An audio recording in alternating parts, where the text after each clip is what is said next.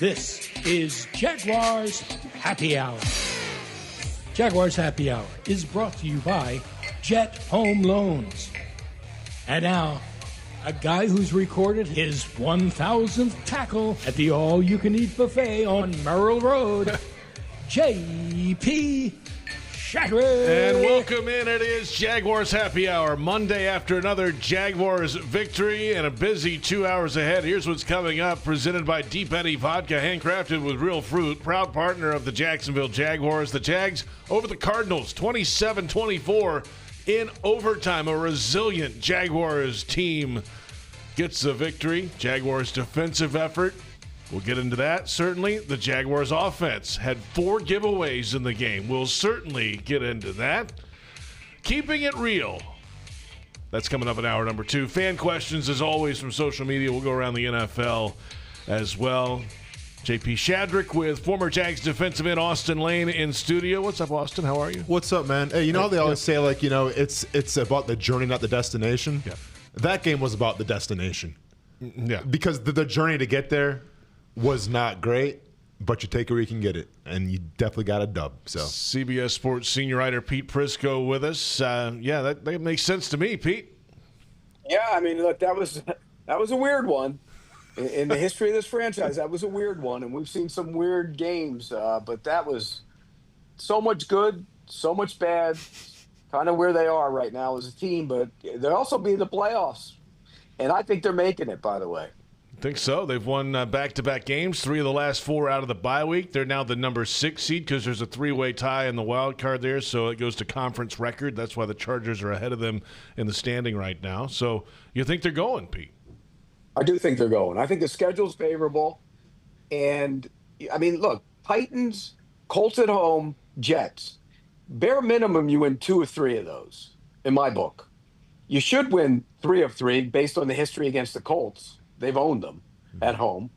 And then after that, you get the Titans again later in the season. I mean, you should get to 10 or 11 wins, and that should get you in.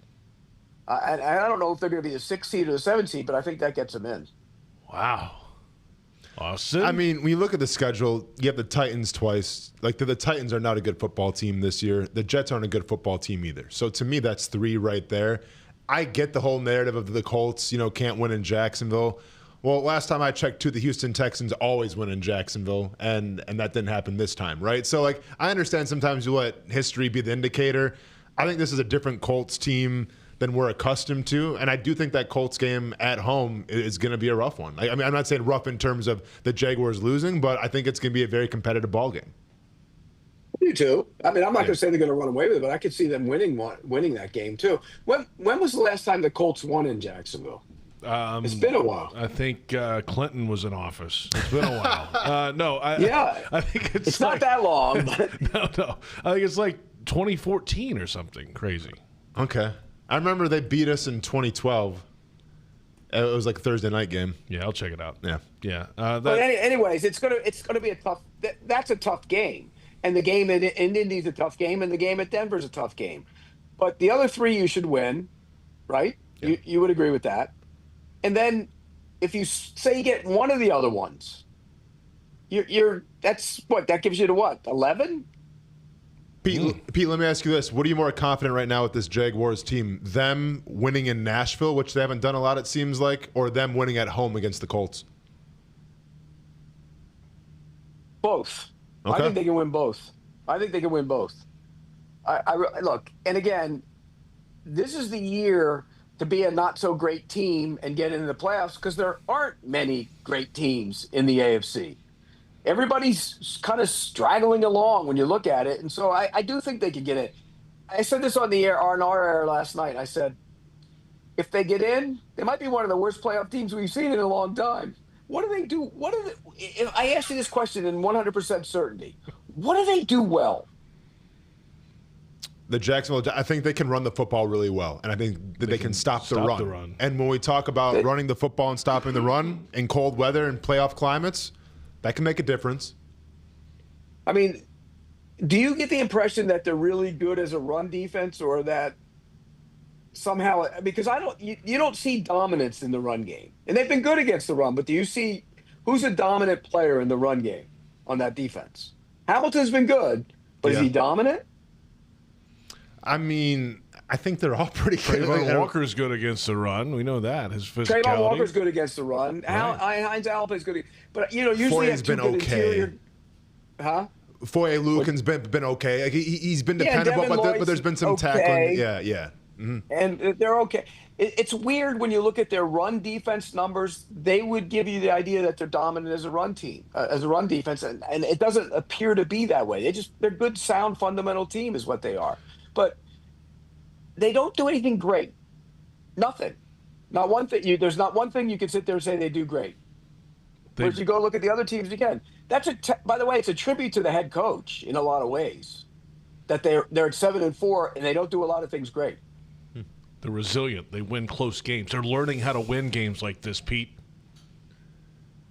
Well, okay, Coach JP. There he goes. Listen, like at the end of the day, Pete. Whether they have the household names or not, whatever the PFF numbers say or not, they are the number one run-stuffing team right now in the NFL. And maybe more of that is due to a game plan of an offense that looks at this Jaguars defense and says, we can beat them over the middle more, we can beat them with tight ends as opposed to running the football.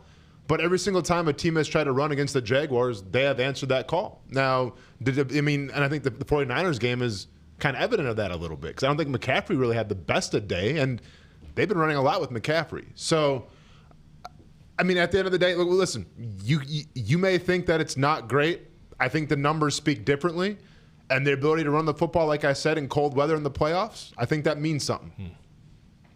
By the way, the last Jaguars loss at home to Indy, yes, 2014. So 10 consecutive wins for the Jaguars at home against the Colts. Crazy.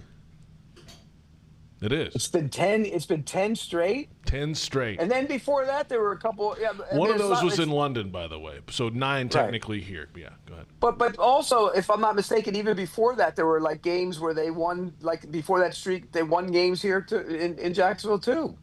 Yeah, so I mean the Colts won a bunch here before that, but then it's been 10 straight. I mean they had won 6 of the previous 8 here. The Colts had.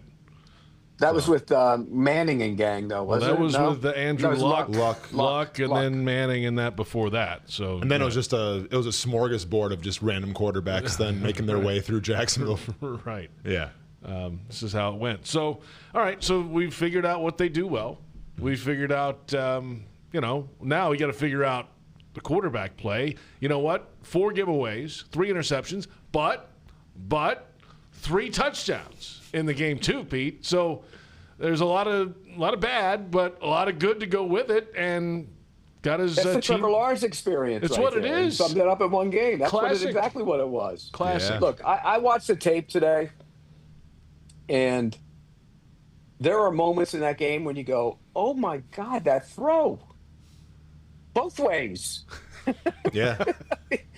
I mean, the throw he made to Parker Washington on the sideline, I mean, that was an unreal throw. The throw for the touchdown to Parker Washington, great throw.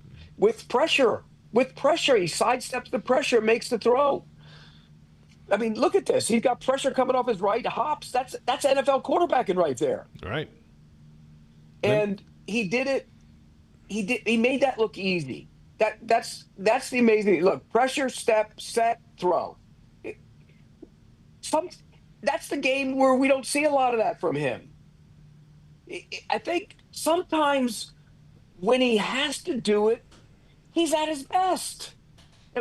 And I guess I saw a stat today that most of his interceptions have come when he's leading.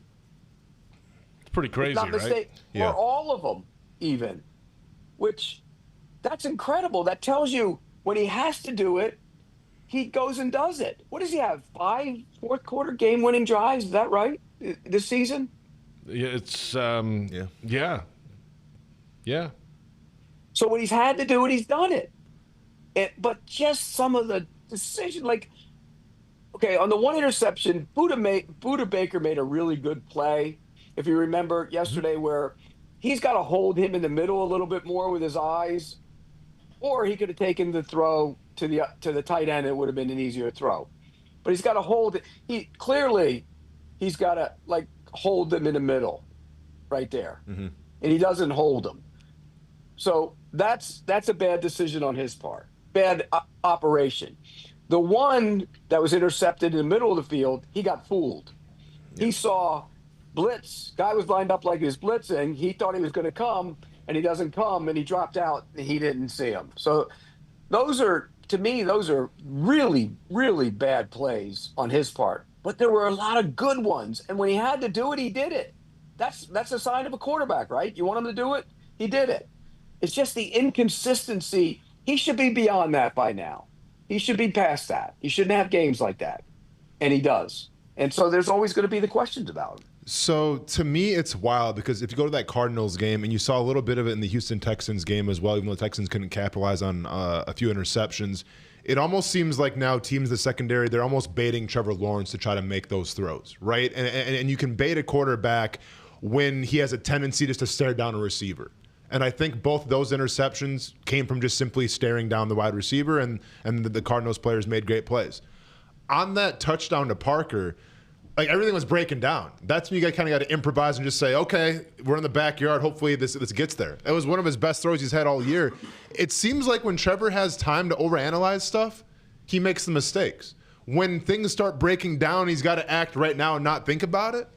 He does a much better job of hitting the guy in the end zone or hitting these great passes. It's wild because you think it'd be the other way, right? Like when you have time to dissect and the pocket's clean, okay, let me go here. It's the opposite for Trevor Lawrence, and I think that's kind of been his calling card this entire season of when it breaks down, this dude can make every throw an elite quarterback can make.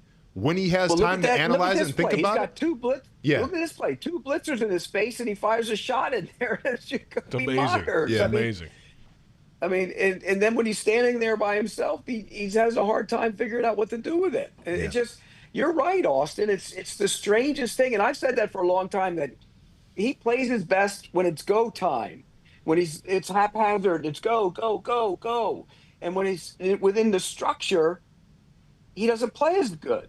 He doesn't play his best football that way. It's so it's one of the weirdest and maddening things. I think if you're a head coach, it's got to drive. You saw Liam Cohen when he threw that interception in the middle of the field. He's like, what is he doing? He couldn't figure it out. Yeah. By the way, I sent out a picture and I took it down and I'm trying to get clarification on it. There was a zone read, and I sent it out. I took it down, but it was a zone read where I thought if he handed the ball to ETN, he would have run for 35 yards and maybe housed it. The end crashed. So everybody said, okay, well, the end would have eaten him up, and he pulled it, remember, and he ran for minus 3 yards because they had a good scrape. Now, the thing about that play is I know what a zone read is. When the end crashes, you pull it, whatever. If he doesn't crash, you hand it off. All the blocking and everything, the action went the other way. And when you look at the way they blocked it, so Austin, you would know this better than me. For sure. The defensive end on the right-hand side of the defense, left-hand side of the offense. I remember the play. Yeah. Is getting blocked by Hainsey. Okay? Think about that now. The center. Yep. Yeah. So he's blocking out on him, but he's not trying to get out in front of him. He's trying to get him that way. Like for he's here, he's trying to get him here with the run action going the other way. If they were trying to pull it and run the other way, would he try and hook him and get outside of him? Yeah, so I do remember this play.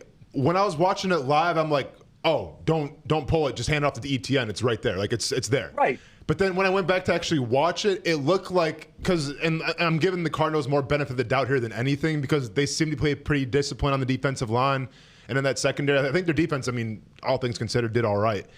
What it looked like to me is that the end had Trevor Lawrence as his responsibility. So, I'm sorry, he had ETN as his responsibility because he was secondary on that Trevor Lawrence tackle. So I think if he does hand that ball off to ETN, I think ETN gets stopped for 2 or 3 yards. Now, it has to be a great play by that defensive end, by that edge guy. But I think he's got to come down. He's got to tackle from behind. But I think he had responsibilities in that play because if you watch him make that tackle on Trevor, I think we're talking about the same play here. When he makes that tackle or the assisted tackle on Trevor, it's secondary to him. Well, because they had a scrape on the outside, so Trevor had nowhere to go, period. Correct. But it's just, and I'm trying to figure it out because I'm going to ask somebody, the blocking assignments on that play led me to believe that the ball was supposed to be handed off and go to the, because a zone read, if everything, and they pinned and pulled to the right, he's supposed to, you're not going to pull it and go the opposite. Usually you don't pull it and go the opposite direction when the blocking isn't going that way. Yeah, I mean, it may have been a blown assignment. It may have been by design. But, like, at the end of the day, I remember watching it live thinking, okay, that should have been a first down if he hands that ball off. But then, like, if he's reading the end, he's reading the end, he pulls it. But it just didn't look like the way the blocking was, and maybe everything I've ever looked at. I don't know if you look at it. If we have the play, you can look at it, but it doesn't look like it's blocked. Because, okay, if Hainsey's blocking that outside end, he's got to hook him if he's going to pull it. Well, keep in mind, though, Pete, like sometimes it's not even an aggressive block because you want to have that guy on an island, right? Because sometimes if you're undisciplined, the hope would be that he takes Trevor and he doesn't look at ETN. That's the line. I'm talking about the down player. Okay. The end is up. He crashes. Yes. The down player is the next player on that side. Okay. And Hainsey's blocking him, going opposite of where the play is supposed, where ETN's going. So it looks like he's just trying to shield, get over it. They block down, they pull around. Like that's supposed to go to the right side. And that's why I said when I sent that out, hand the ball off. And the end would have made a great play to tackle him. But if he hands the ball off, there's a chance he gets outside there and gets out. Trevor had no chance to pull it. There was nothing there. So am I hearing right now that Austin proved Pete wrong? Is that what I'm hearing on this play? No, he didn't. I'm wrong if he's reading that guy. But it's just the way the blocking is. I'm not so sure that's supposed to be the way that play is supposed to go. That's all. I think that if you're reading that, then why is the action all going the other way? It's a good question. We might not know the answer for a little while. I'm going to find the answer to that question out, by the way. We'll come back in a moment. We won't have it in 3 minutes, but we'll come back. We got to get to the defense as well. A little bit later, back of the offense and the skill guys who really stepped up in this game for the Jaguars. Certainly in hour 2, fan questions. We'll keep it real. Plenty ahead. And if you want customized Jags furniture for your home, check out zipchair.com and browse all customizable options. ZipChair, furniture for fans. It's Jaguars Happy Hour presented by Jet Home Loans.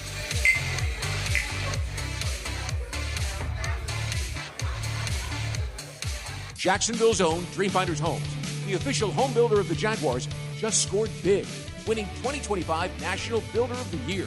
And right now, Dreamfinders is running its best game plan yet, offering winning interest rate incentives and move-in ready homes available today. With 20-plus communities right here in Jacksonville and over 40 across Florida, from Jacksonville to Orlando to Tampa, Dreamfinders Homes is everywhere you want to be. Visit dreamfindershomes.com and move into your dream home today. Game day means it's time to get loud, get proud, and get real. As a proud partner of the Jacksonville Jaguars, Deep Eddy Vodka brings real flavor made with real ingredients to every tailgate, watch party, and post-game toast. Handcrafted in small batches in Austin, Texas, Deep Eddy Vodka is distilled 10 times and is made with purified Texas water, real fruit juice, and pure cane sugar. Wherever you're cheering on the Jaguars, make every moment a real one with Deep Eddy Vodka, a proud partner of the Jacksonville Jaguars. Please stay drink responsibly. Deep Eddy Vodka is a product of Deep Eddy Distilling Company, Austin, Texas, 35 to 40% alcohol by volume, distilled from corn. Are you ready to love how you feel, look, and live in every season? At Elace, we offer more than just luxury med spa treatments. We provide a serene, judgment-free space where you can reconnect with the best version of you. Whether you want to refresh your natural look with Botox or Dysport, pamper yourself with a relaxing hydrofacial, or rejuvenate your complexion with laser resurfacing, our expert team in Jacksonville is here to tailor treatments to your needs. Visit Elace.com today and start your journey to loving yourself. Hey, Jags fans, stop dreaming of creating your game day fan cave and build the Jaguars den of your dreams with ZipChair. When it comes to maximum comfort, ZipChair.com is the only place for officially licensed Jaguars recliners, sofas, bar stools, office and gaming chairs, all featuring high-quality embroidered Jags logos. Crack open a few cold ones in the comfort of a ZipChair and make your home the place to be on game day. Head over to ZipChair.com and save 20% today. Use code JagsRadio at checkout. ZipChair.com, furniture for fans. Frank Frangie here. When you want barbecue in Jacksonville, you want Bono's Pit Barbecue. You can find Bono's locations all around town and on game day at Everbank Stadium because Bono's is the official barbecue of the Jacksonville Jaguars. Over 70 years of authentic Southern Pit Barbecue. We are the local barbecue joint in BBQval for generations of people in Jacksonville. Go to bonosbarbecue.com to learn more or call 904-880-8310 today. And remember, if you don't see a pit, it ain't legit. When it's your money, your business, or your home, you deserve a partner who sees and hears you. A partner who is by your side every step of the way. That's Ameris Bank. It's a commitment we're proud to make, and one we back up by providing financial solutions to empower you. Because at the end of the day, we are dedicated advocates for you. Visit your local branch or learn more at amerisbank.com. Ameris Bank, fiercely yours. Member FDIC, equal housing lender, all loans subject to credit approval. Those guys, we had to use a lot of them in terms of, knowing that they were going to chuck it a good amount of times in this game. We used a lot of guys in different positions. We had a few substitution errors because of that. Danny kind of got nicked, and we were trying to put some different guys in some different spots to give us some more rush, but they ran it for 55 yards again, and we knew they were going to want to come out and chuck it, and we had to impact them and influence the rush, which we did in a lot of ways. Head coach Liam Cohen after the game in Arizona yesterday discussing this Jaguars pass rush. Yeah, Jacoby Brissett 33 of 49 passing. So a lot of attempts through the air, and a Jaguars victory yesterday in overtime, 27-24. Welcome back to the most important happy hour episode in franchise history. JP Shadrick, Austin Lane, Pete Prisco, and Jaguars Happy Hour is presented by Jet Home Loans, 1010XL, AM, Jaguars.com, and Jaguars YouTube. Jaguars defense, after all these giveaways, obviously it was the fumble return touchdown, can't help that, but the first two interceptions, they get off the field with 3 and outs right away. Now, the third one they let score, but the offense bounced back and was able to get down the field and counter that one. But this Jaguars defense feels like it's been doing a lot of that kind of thing this year. It may not be pretty sometimes. It may not be, super, shut down statistical every week. But situationally, at least yesterday, I thought they had a pretty good day overall. Yeah, I mean, this was a bend but don't break performance, and if you want to go on the box score and see what Brissett did, see what McBride did, see what Wilson did, you'd say, okay, well, yeah, they let some stuff, get behind them and happen. But, and I've been there, anytime a team gives up the ball 4 times and puts you behind the 8 ball like that, to go out there and really only surrender 17 points because of, the one was a fumble by Trevor for that touchdown, it's a miraculous job of that defense. It could have been a lot worse. So, yeah, I thought defense, held up their end of the play and definitely helped dig them, the offense out of a hole with all those turnovers. I think the defense did a nice job. I mean, and they did a lot of good things on different looks up front and threw a bunch of looks at the Cardinals. I think Campanelli's done a hell of a job with that defense. I really do. I think he's – and remember, Austin, we a couple weeks ago, we said, well, they backed off some of the stuff that they did to kind of simplify it. Mm-hmm. Well, I think in this game, they went back to doing more of the stuff up front and showing looks and coming after him and attacking him. And I think it worked. I mean, I think the plan worked. And when you don't have 2 dominant edge players, the Texans can rush 4 all the time if they want to because they have 2 and they get pressure from the inside. Well, Jacksonville doesn't. So you got to create the pressure. Josh Hines-Allen's done a really good job, but you didn't have anybody really on the other side with Walker not being there. Mm-hmm. And so I thought he responded to that and did a nice job. I think Campanelli's done a heck of a job with the defense. I really do. So I think a few things that you saw against that Cardinals team was Josh Hines-Allen now with Trayvon Walker being out kind of had the Max Crosby treatment where they moved them all around, and I think they're trying to key in on great matchups for Josh Hines-Allen. That's got to happen, right? When he's your best pass rusher out there, it's okay to go, okay, we get it, that you like be on the left side, let's go to the right side a little bit. Let's move around a little bit. And also, if you want to ask the question of how do you get home if you can't get 4, Devin Lloyd is your answer. Devin Lloyd, and maybe that this whole defense was missing him the entire time, But when you want to talk about what he does well, Pete, I don't know if there's a better linebacker in terms of blitzing and running games like Devin Lloyd. Like it's one thing to be on the line of scrimmage, with the 4-man front, you're running exits and Texas and you're setting picks and everything for everybody. It's another thing to be a linebacker and have that reckless abandonment and just kind of throw your body in the mix and still try to set his pick or set a screen for a defensive end or defensive tackle. Lloyd is one of the best at doing that. And when he does do that, it causes chaos for offensive linemen. And they really get home a couple times just simply with him being able to rush the passer and blitz. Well, and that's what he did in college. I mean, and that's where he excelled. I think they've taken advantage of that. The last regime didn't do that as much, and I think it hurt him. I mean, because he's one of those guys, like you said, he can make plays in the passing game. He can run. He gets lost in coverage sometimes. He gets lost, as a run stuffing linebacker at times. So why not utilize what's his strength? And I think they've done that. I think that's when I go back to Campanelli he's done a really good job. His name was mentioned in New York as a possible head coaching candidate. I don't think he's going to get the job, but look, that tells you people are paying attention to what he's doing in his first year. Devin Lloyd, 5 tackles, sack and a half, 2 tackles for loss, and 5 quarterback hits in the game yesterday, including that one on the sideline, which was fantastic on Brissett. Knocked him out for a little bit. Clean hit. He was in bounds. Do you think that was maybe a makeup call, though, for the one where he put his body weight on top of him for that one hit? Because I thought the one out of bounds had more of a flagrant over it than the one where he hit the quarterback and put his body weight on him. The one where he hit the quarterback. What's that, 3 times in 3 weeks? They've been called for that 3 weeks in a row. Yeah. Yeah, let's watch it. Yeah. Yeah, we're going to take a look on Jaguars.com and Jaguars YouTube. That was a bad call. See, I thought this one was a little more to the book than the BJ Green more one. than last week, for sure. Because his shoulder, I think, was probably on him. But he's letting up and watching. He even kind of lifts up his arms a little bit here. Look, he's not wrapping. I don't know. I don't know. What's he supposed to do in that scenario? He kind of turns to the side a little bit. Look, he doesn't really. He's across his body, not on his body. JP wants him to ask for his permission next time, I guess. Yeah. Hey, is this cool with you, Jacoby? Sorry, note across the field. Is it okay if I hit you? No, That was not I didn't think that was that should have been called. That was not as bad as last week's, right?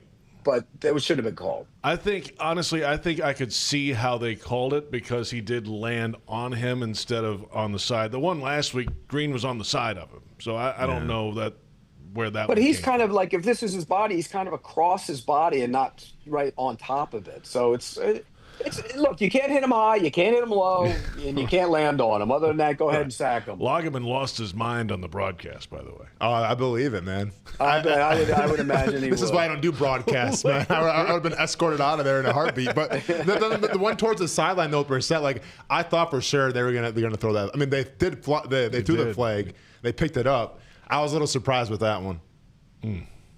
So, Jaguars defense getting the job done yesterday. And moving ahead, they might have some guys coming back in the next few weeks as well. Jordan Lewis has been down. We'll see how bad the Trayvon Walker thing is. Not sure on that one, but they've, Eric Murray in the back end. If they get some of these guys back healthy again, okay. Well, and especially these. And that's it.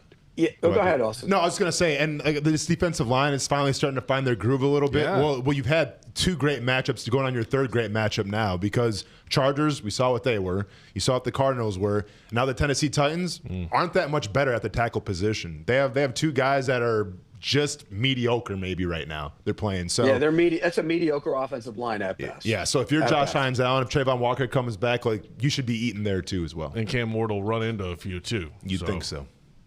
Yeah, and by the way, we got to give a little shout out to the corners who are playing. Yeah. I mean, those guys, Jarian Jones has stepped it up. I thought Braswell made some good plays, and those guys have done some good things. Monteric Brown, I mean, he's we always talk about football players, Austin, players. We're seeing those guys, they're limited somewhat in athletic ability. Brown is a football player. Mm-hmm. They make plays. How about Antonio Johnson, too, coming in for a sack on the blitz, too? Well, and that's where he's at his best, by the way. You get him in the back end and he's spinning around. He doesn't know what he's doing. He misses an assignment. That's a problem. But when he's up there in the line of scrimmage, he can do a lot of things. Yep. Well, I think the other side of it, though, is what about Newsome? Is he banged up? That had to be a disciplinary. Well, he didn't start. team decision, didn't play the first quarter. So something happened? I don't know. No, I mean, he was out there, and then Wilson, I think, beat him a couple times out of that zone coverage, and then they pulled him out, I felt like. Didn't he not start the game, too? Let me check. Let me double check. I thought he started, but I just remember him. It seemed like he's in the starting lineup on the game book. It seemed like, I think they pulled him in the first quarter because they took him out right away the first quarter. Because they had him in zone, and for whatever reason, he was kind of on soft coverage, and then we never saw him again. So I don't know if he was banged up. I don't know what the case was. He was hurt a week before. Yeah, so that's how many snaps did he play? Stand by. Let me do that. Not many. Because then Braswell, I believe, came in for him. Greg Newsome, the Jaguars cornerback in the game, had 27 snaps, 32%. But was he on special teams? 10 on special teams. Yeah. 10 on So he had 17 on defense? He had 27 on defense, 32% 10 of on snaps, special teams. 10 on special teams, 33% of the special teams. And special teams, he was in there in the second half, too. So it wasn't, I don't think it's an injury then if he's playing special teams. Right. Maybe they're maneuvering guys around. He got yanked. Yeah. Maybe he got yanked. Maybe he did. Maybe he's going to get the Kalen Saunders treatment. Let's come back in a moment. We're already keeping it real here. Apparently, we're doing it early. We're back in a moment. We'll take a look at the Jaguars' offensive skill players who had days at the office yesterday. We're on 1010XL AM, Jaguars.com, and Jaguars YouTube. And it's Jaguars Happy Hour presented by Jet Home Loans.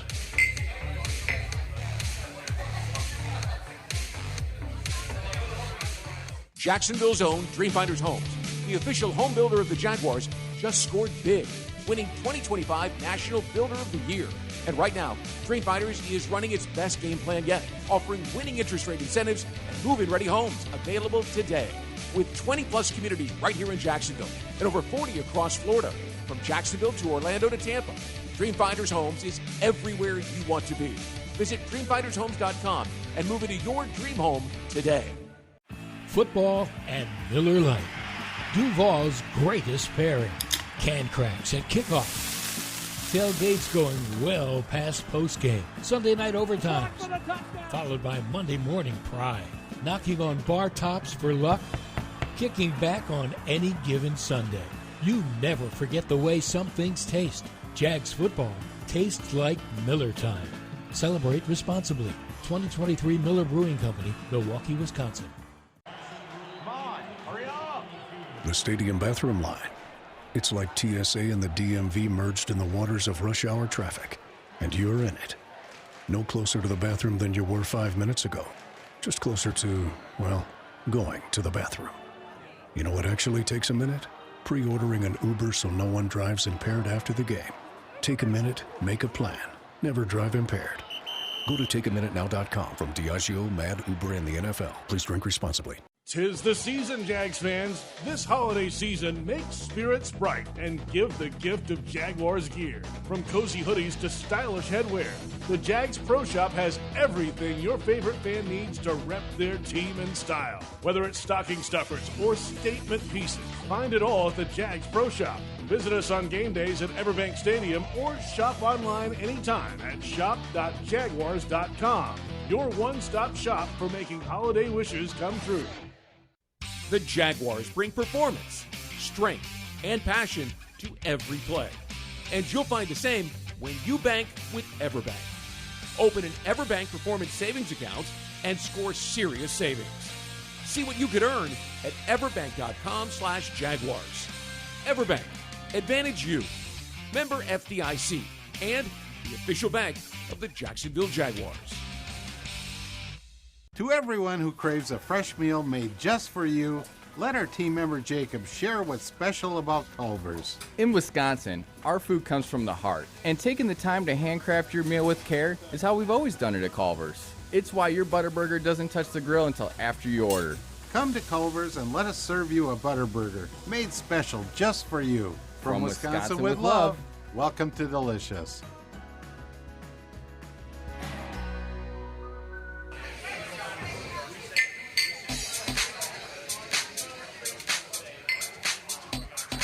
You know, I think just the belief we have in our team, in the locker room.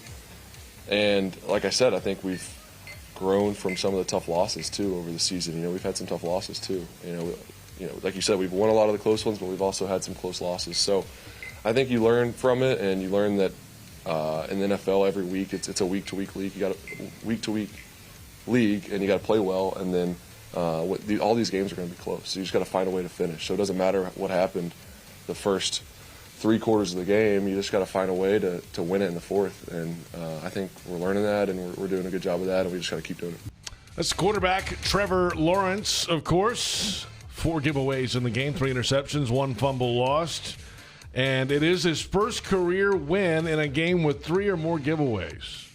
How about that? He was 0 for before. Well, welcome back. It is Jaguars. You would think that's the case, JP. It was clearly, yes. Usually how that works. One follows the other. But, by the way, the elephant in the room has been, we haven't brought it up. Huh? What's that, Pete? We haven't brought up the elephant in the room today. What's that? Why in the hell did you kick the field goal? Well, we can keep it real right now. We can do that if you want. Were we going to use that for keeping it real? We weren't. Save it for the co-pilot. No, we can do that later in a separate. Austin loves the co-pilot. Hey, I just want answers, man, because I have thoughts about it. I sent you guys a video of that play. I can't wait to watch it, Pete. So, all right, let's get to that then. I mean, the Jags are up 3. It's 4th down. They're deep in territory, and they go for it on 4th down and don't get it. Okay.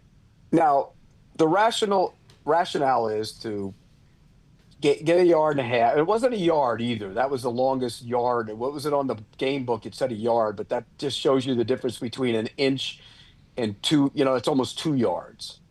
So the idea is to get the first down and the game's over. Okay? Mm-hmm. Okay. I get it. Yes. But why not kick to make it 6 with no timeouts left? And the thinking is, okay, well, they'll go down and they'll have shots in the end zone to try and beat you. But the other side of that is this. When you play it the way by kicking the field goal, the only way they can beat you is with a touchdown, so you defend them differently as well. Mm-hmm. And so I think in that scenario, I kick, make it 6, and if that team goes down and gets a touchdown with no timeouts left, then so be it. They deserve to win the game. That's the way I would have played it. But this is the NFL today, Pete. They're bucking these trends. So what? Does it mean they're all? That doesn't mean they're all right. I mean, I went through a laundry list last night, watching every game of the idiots and morons doing it everywhere over the league. I mean, you're 16-7 in the Saints game. You're down that much. Oh, that's 9. You think you have a 4th down inside the 15-yard line twice? You think you try and kick a field goal to make it 6? Nah. Don't need to. Yeah. See, this is where the analytics drive me a little crazy, because I feel like every team's doing this, and I feel like it's falling flat on its face. So, next year, you mean to tell me we go to the analytics, analytics actually say, kick that field goal, because teams aren't really converting like they want to. Who knows what the whole analytics will say about next year. But what do the analytics say when you've had 4 turnovers and your defense has only surrendered 17 points? What do the analytics say about that? Maybe rely on your defense? I understand, because Dan Campbell has won a locker room with this type of behavior, right? By saying, we're going to go out there and win the football game with our offense. Jared Goff and company, I believe in you. Go win us the football game. And I think he's got a lot of people that support him because of that kind of philosophy. This is still a young team, still learning their coach and everything. I would have much rather kicked that field goal right there and then tell my defense, hey, there are many timeouts. Bend, don't break. Don't give up the long one. And let's get this win. I would have, but this is me being a defensive guy, but I would have put it on my defense to say, we're up by 6 right now. Keep them out of the end zone. Simple as that. Yeah, and, look, I praise the hell out of Liam Cohen. I think Liam Cohen's done I think he's a great coach. I'll be honest with you. I think he's on his way to being a really, truly special coach in this league. He gets it. The players respect him. And he's also a great play caller. So you could buy, sometimes you get the great play caller and can't handle the room. Sometimes you get the guy who can handle the room and can't call plays. He can do both. But when it comes to game management, at times, irrational. And I thought that was irrational on Sunday. I'll give you another example being irrational. At the end of the half, he hits the shot to Jacoby Myers. Then they ruled it was incomplete. Then he had 8 seconds. Why in the hell would you try and throw a pass in that situation? The only thing that can happen there is bad. You can get the quarterback hit, he can get hurt. You can get a turnover, that turns into points. You can't, in 8 seconds, you're not completing the pass to get you in the field goal range with no timeouts to set up to kick a field goal. It's not happening. It's impossible. It's not possible. The mechanics of it say it's not possible. So why would you just take a knee and go to the half? Once the other one was ruled incomplete, you can't do anything there. That's the kind of situational stuff that drives me up a wall. Mm-hmm. I wonder, I mean, obviously it's his first year as a head coach, having to make these decisions too. So, I mean, he'll, I'm sure, review it at the end of the season and figure out maybe some might be the same course of action, the fourth down going in aggressively. But in that situation, Pete, you might realize, you know what? Yeah, that's impossible. But you can kind of get it, though, right? Because, Pete, you mentioned it. Like, yes, he is a great play caller, but he's kind of mastered the psychology, I feel like, of a locker room as well. And I think you have an offense that is looking for some more motivation, looking for something to rally behind. Like, if I'm Liam Cohen, I tell her, hey, this is it. If you guys convert this long 4th and 1 or 4th and 1.5, the game's ours. So, like, maybe that's more of him just saying, let's give me a little bump here on the offense. Because keep in mind, they did it in Cincinnati as well. And he gave Brian Thomas Jr. an opportunity to try to win the football game. We know how that ended, right? He dropped it on 4th down.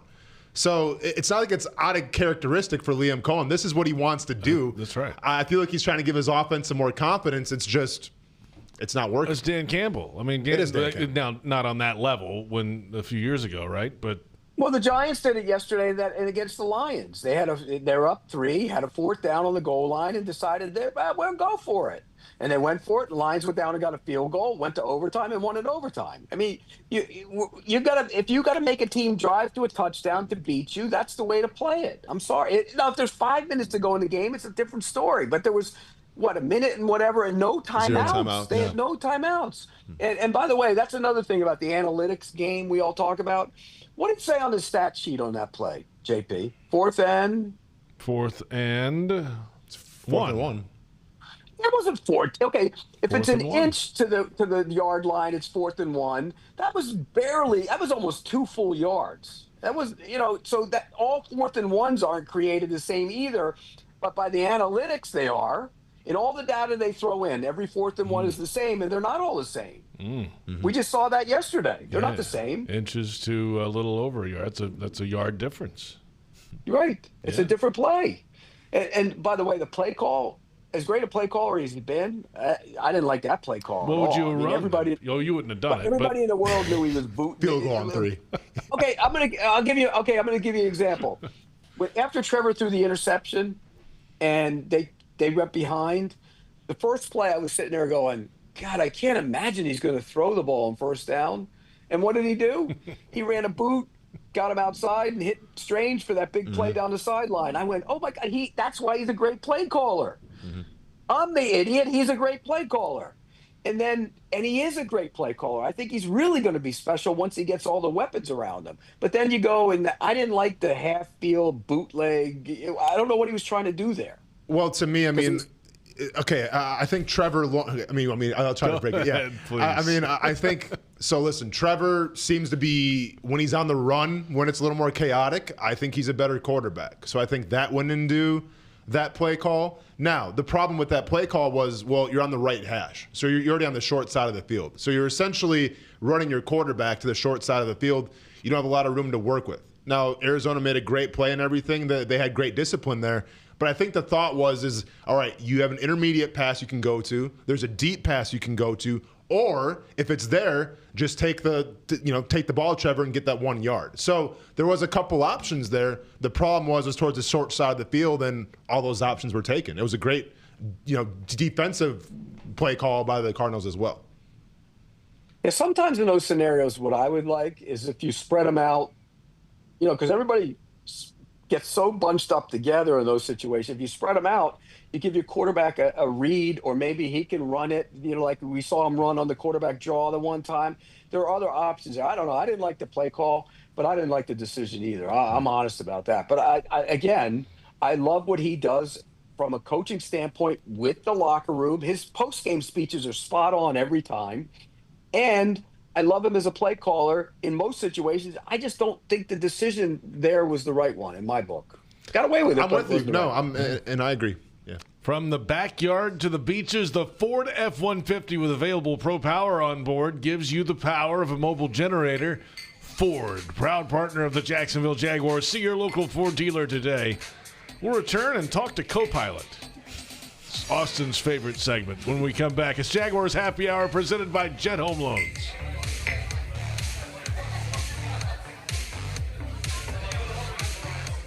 Jacksonville's own Dreamfinders Homes, the official home builder of the Jaguars, just scored big, winning 2025 National Builder of the Year.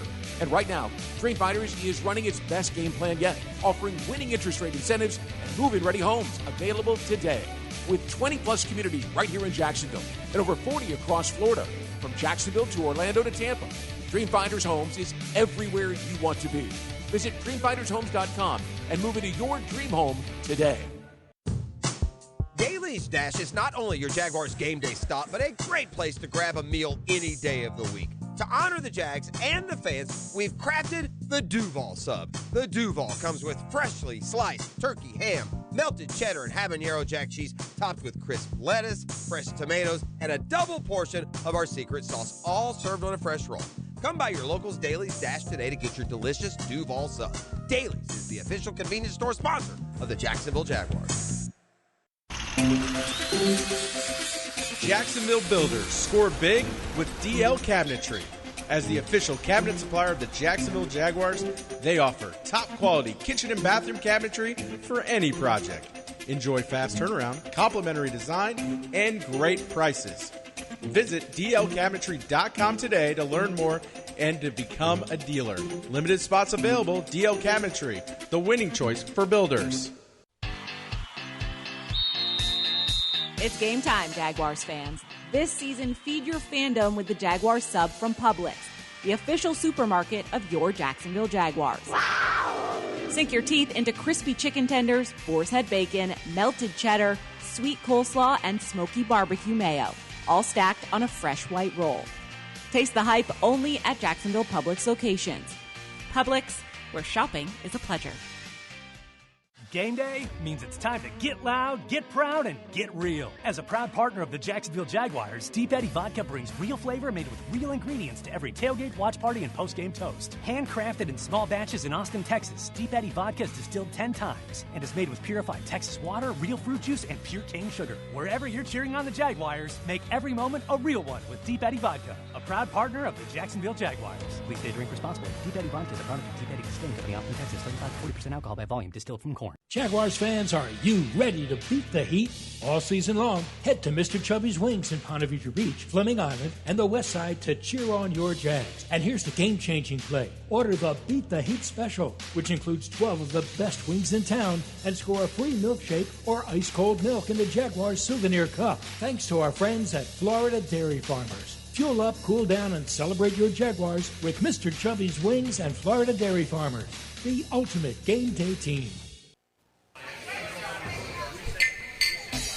Welcome back to Jaguars Happy Hour. Final moments of hour number one, presented by Jet Home Loans. It's time to visit Microsoft Copilot, our weekly question. This week, the question is, what's the Jaguars' overtime record this season? It doesn't take long for Microsoft Copilot to tell you the Jaguars are 2-0 in overtime games in 2025. Wins against the Raiders in Week 9 and the Cardinals in Week 12. And welcome back. It is Jaguars Happy Hour. JP Shadrick, Austin Lane, Pete Prisco, and Austin. Careful, JP. Don't wear out that processor there with that hard question. Well, you know what? We can do that later in a different segment because you like to double down off camera. Austin loves that. Yes, he loves that. Absolutely. Just to test it out. Test out the systems. I'm just trying to see where we are with AI now. You know what I'm saying? I always err on the side of caution when it comes to AI. Why don't you ask that thing if Liam Cohen should have kicked a field goal in that situation? Well, we can do that, and we can do that in the second hour if you want. Because that thing could be as wrong as he was. Oh, man. Wow. Hey, you know what? Overtime. Speaking of strategy, the Jaguars took the ball first in overtime. Mm-hmm. So, which most teams are not doing. Right. So what do you guys prefer in that case now, since both teams get a possession now? So there's arguments for both sides. Obviously, it worked against the Raiders, right? You won that football game. If it's me, I would actually kick off, and I would take the ball second, because I like being in more control of knowing exactly what I need to do. Do I need a field goal? Do I need a touchdown?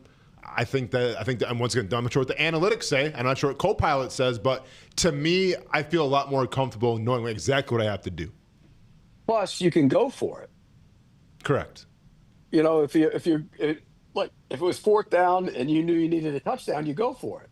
So the other way around, you don't necessarily do that. Yeah, no, the other way around is that the defense could be gassed, right? So you put the defense back out there if you're the Jaguars, or you use enough time that it's problematic that they don't get enough time to go get a touchdown. But if you got one, you know what I mean? So there's both ways. I just think I'd rather know.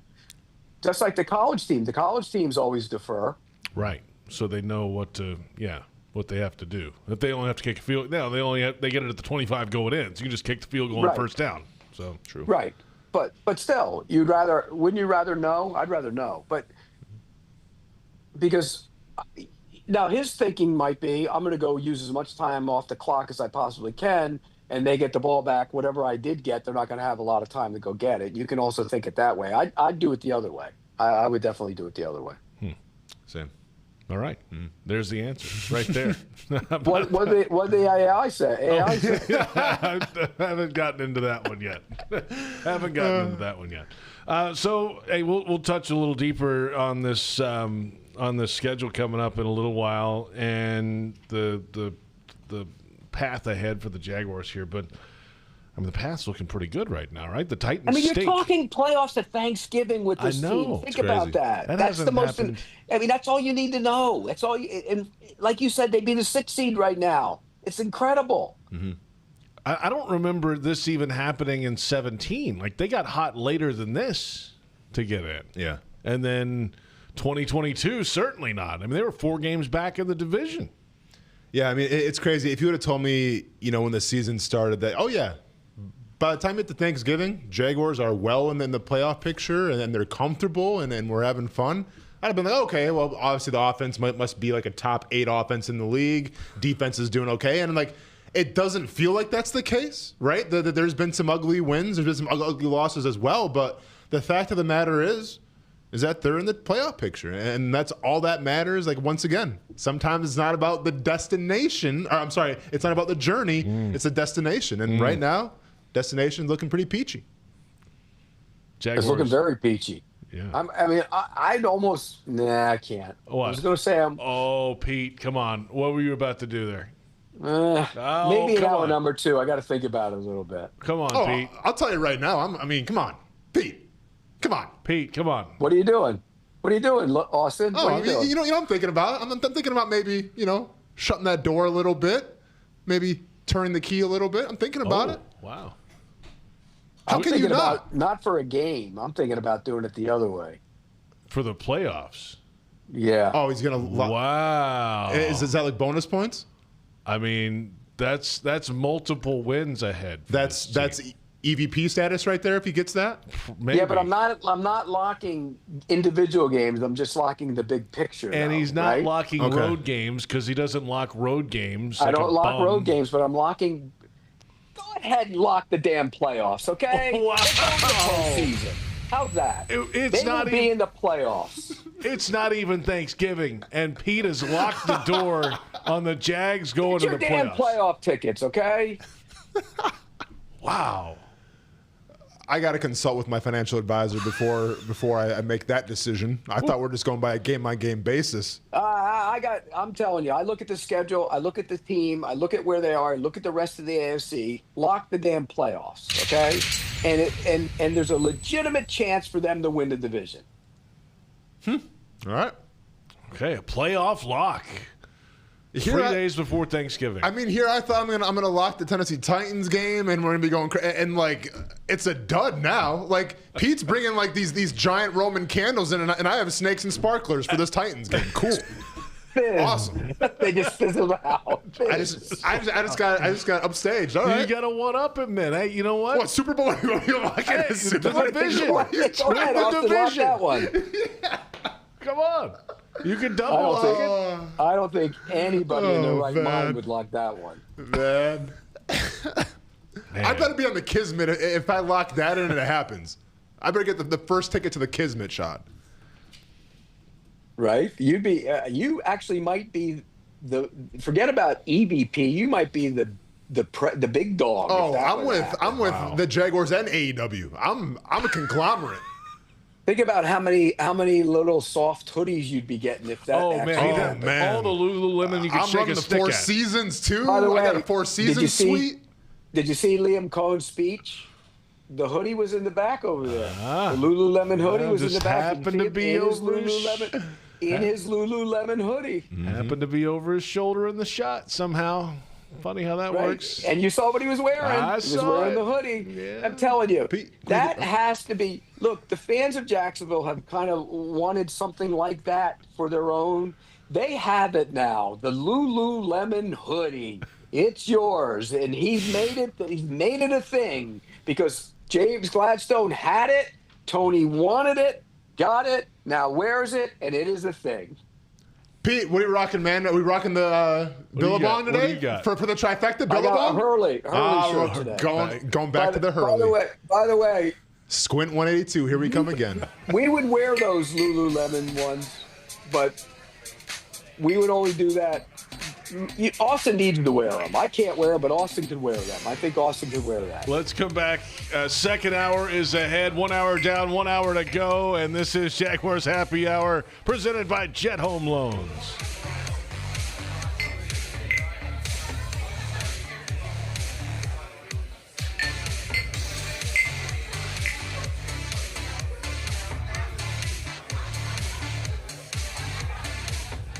Jacksonville's own Dreamfinders Homes, the official home builder of the Jaguars, just scored big, winning 2025 National Builder of the Year. And right now, Dreamfinders is running its best game plan yet, offering winning interest rate incentives and move-in ready homes available today. With 20-plus communities right here in Jacksonville and over 40 across Florida, from Jacksonville to Orlando to Tampa, Dreamfinders Homes is everywhere you want to be. Visit dreamfindershomes.com and move into your dream home today. Chelsea here, ready to upgrade your windows or patio doors? During Renewal by Anderson's Black Friday sales event, buy now and pay nothing until 2027. That's 0 down, 0 payments, and 0 interest for 2 full years. Our Acclaim Impact windows are built for Florida homes, designed to help you save on energy bills while keeping your home comfortable all year round. Restrictions apply. Visit bestwindowsflorida.com to schedule your free in-home design consultation. License number CGC 1527613. Renewal by Anderson, where comfort meets savings. Watch the game, host your crew, or just unwind at BC Grill and Patio at Sheridan Jacksonville, part of the Marriott family of hotels. Enjoy craft cocktails, tasty bites, and indoor-outdoor seating perfect for watch parties, happy hours, and events. Mention this radio ad for 10% off food and drinks. Visit SheridanJacksonville.com or call 904-564-4772. It's game on, Jaguars fans, no matter where you might be. From the backyard to the beaches, the Ford F-150 with available Pro Power on board gives you the power of a mobile generator. So as long as you've got a TV and a signal, you don't have to miss another game. Just one more reason why Ford F-Series has been the best-selling truck in America 48 straight years and counting. Ford, proud partner of the Jacksonville Jaguars. See your local Ford dealer today. Hey, I'm Logan Cook, punter for the Jacksonville Jaguars. Driving distracted or stolen is dangerous for you, and it's dangerous for everyone on the road around you. Ride with Do Not Disturb. That call, text, or social media message can wait. Choose your music before you turn on the ignition. Anytime your eyes are not on the road ahead, you're distracted, so pay attention. But remember, drive high equals DUI. Plan ahead, have a designated driver, keep a clear head to see clear ahead, and let's get everyone home safe. At GEHA, we stand behind our members because we were founded by members. We're not focused on Wall Street. We're focused on Main Street. So we've built dental plans with 100% coverage for in-network preventive care, with access to a nationwide network of nearly 600,000 provider locations. GEHA is proud to offer dental plans exclusively for federal employees, federal retirees, and military retirees. Visit GEHA.com to learn more.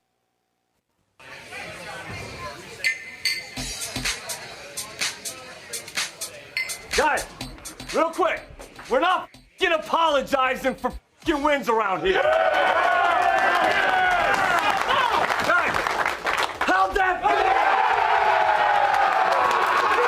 That's about resilience. That's about staying the course and staying together and making plays when we need it most. How about our quarterback and Parker Washington at the end of that? Hey, how about our defense with a unit? Guys, what about, hey, the guy just keeps coming up.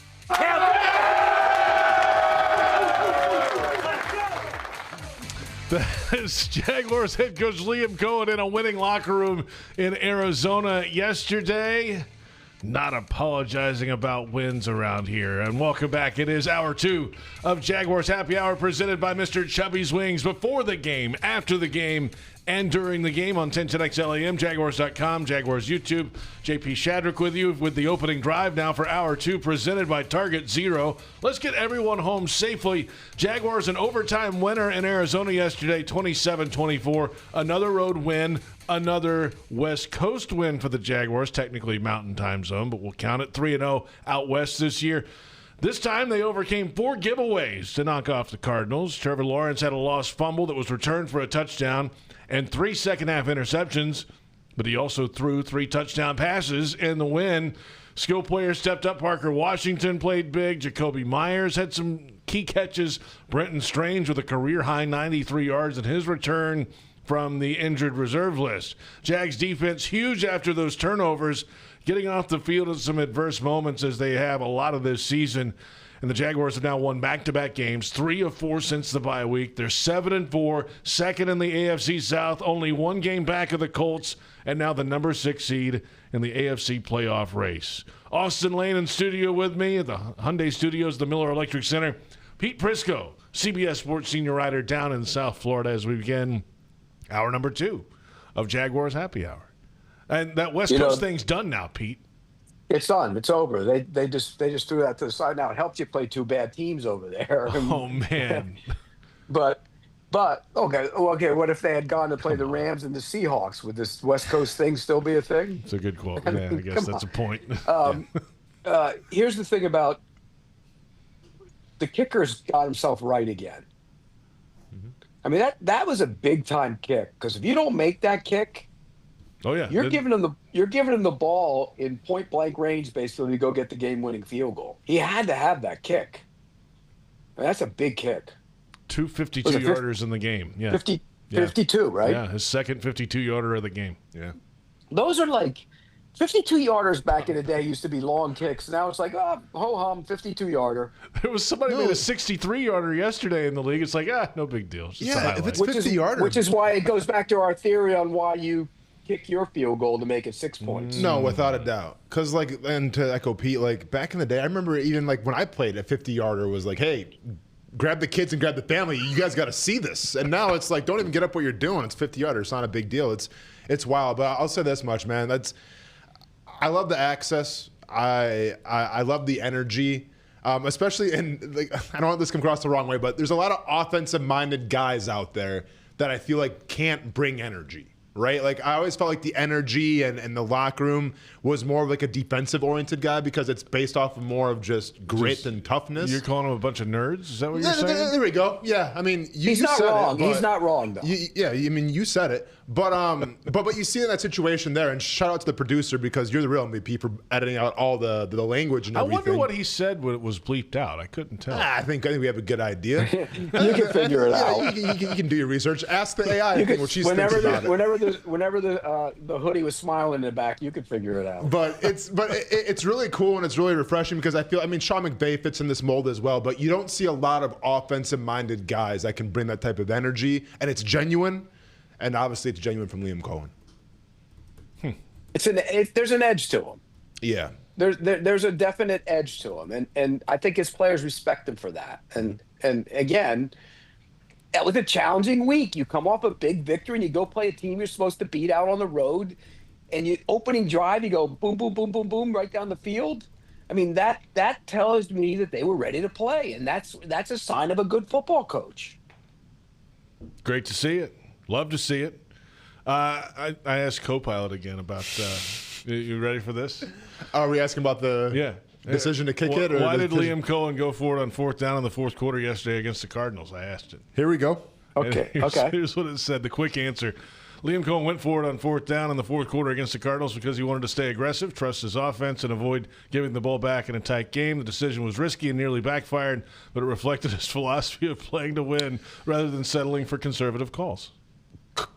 Yeah, that's Copilot done by Dan Campbell. Does Dan Campbell have stock in Copilot? Is that what this is? Is this like Chris Collinsworth with PFF? I bet if you ask Copilot, why did Dan Campbell go for it in the 4th quarter, even if he didn't, I bet he said the exact same answer. I bet you. Go ahead, say it. Ask the same question. In the 4th quarter. I guarantee it's the exact same answer, and there's the flaw in that.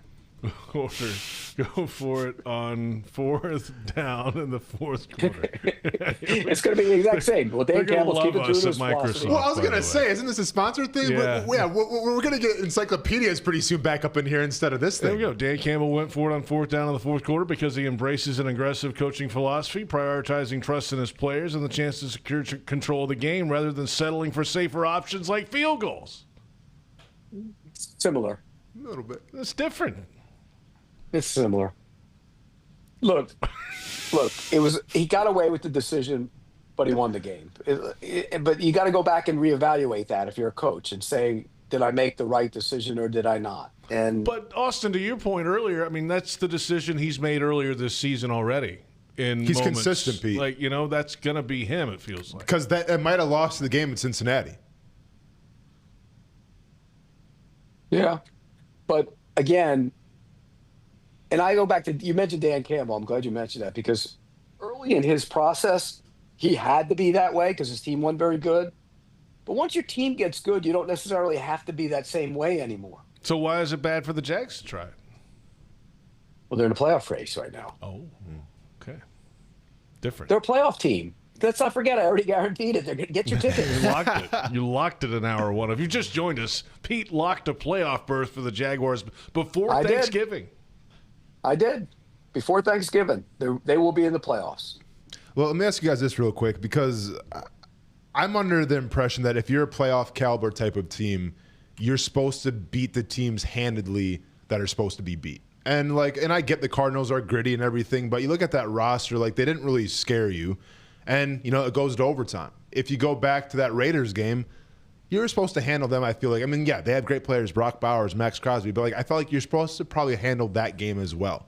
You got the Jets, you got the Titans coming up, teams that obviously the record reflects what type of team they are. Do we need to see this team win by more than, a field goal or more than an overtime victory? Do we need to see a 10-point victory here against the Titans? Against the Jets to kind of reaffirm? Against the Chargers team. Yeah, but I don't think you're even playing down. I think that was them getting up and saying, you know what? You're saying playing down. I'm saying playing down to teams that you're supposed to beat. They were supposed to beat we the talk about that Chargers Cardinals team. That Cardinals team in Indianapolis should have won on the road earlier this season. I mean, with Jacoby Brissett as the quarterback. And a lot of close games, too. And the Titans beat them. So what are we really saying, though? Yeah. I mean, I think the league is so wide open this year, Austin, that the days of great teams, supposedly great teams, blowing out teams that aren't that good consistently it's not happening this year. I mean, look at the Lions yesterday. They play the Giants, right? Bad team at home.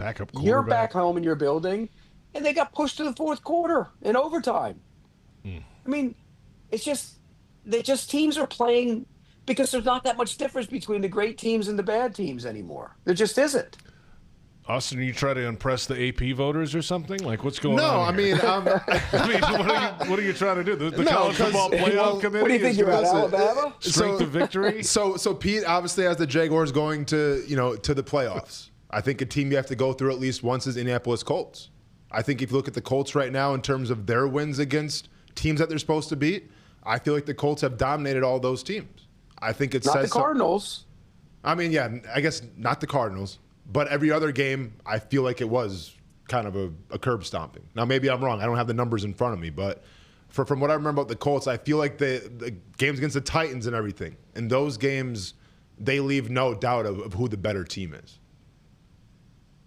And Jacksonville's left out in games against bad teams. They have. You know, stomping teams right now. The LA Rams are stomping teams right now. Yeah, they are. Yeah, they are. But dominant. Okay, let's look at this though. The best team with the best record in the AFC is the New England Patriots, right? New England Patriots. Okay, who did they lose to on opening week? Raiders. Yeah, I think, right? Is that the It's just such a hard league to gauge. It's just so. I mean, Buffalo went to Miami after beating the Chiefs and lost to the Dolphins. That's true. Yeah. It's just this year it's so wide open. The whole league is wide open. The playoffs are wide open. Mm-hmm. It's just incredible. Team gets hot, they got a chance. Mm-hmm. Austin, you got them ranked 12th or 13th in your poll in the NFL. Where are you with the Jags? They're about 12. Right I think they'll be 12 in my poll. I like them 12th. I mean, so they might be 12. Not anywhere near like a first round bye yet or anything like that in the first four. But did you start calling SIDs to try and get favor with them at all? No first place votes from you. No, of course not. I can't quite go there yet. Remember when they used to have the coaches poll? The SIDs actually outvoted all for the coaches poll. You got to call them and get some favors. It's amazing. It's funny how that works. And now they do it by committee, Pete. That's exciting. Do you get part of the committee? No, JP? no. The playoff committee is like, 15 people? Oh, I got you. It's like ADs and administrators and all this stuff. And some former player, I think, or two or something on there. It's just, that's right. It's a bad system. Yeah. It's why the NFL is the king. You play it to win it. Yeah. There's no voting. Right. Nobody needs to vote. And strength of victory, what is that? You go win. You go win the game. Quality 1 point losses, more. quality wins. Yeah. Well, he's in a better conference, and so he'll get in, and he won't. It's just look in the NFL, you win to get in. That's basically what it is. Also, sure, you can win your division and get in, and have a worse record, but that's the way it's structured. That's the structure of the league. That's the way you still got to win to get in. Right. Everybody was complaining last year with the Lions and that. Like, go win.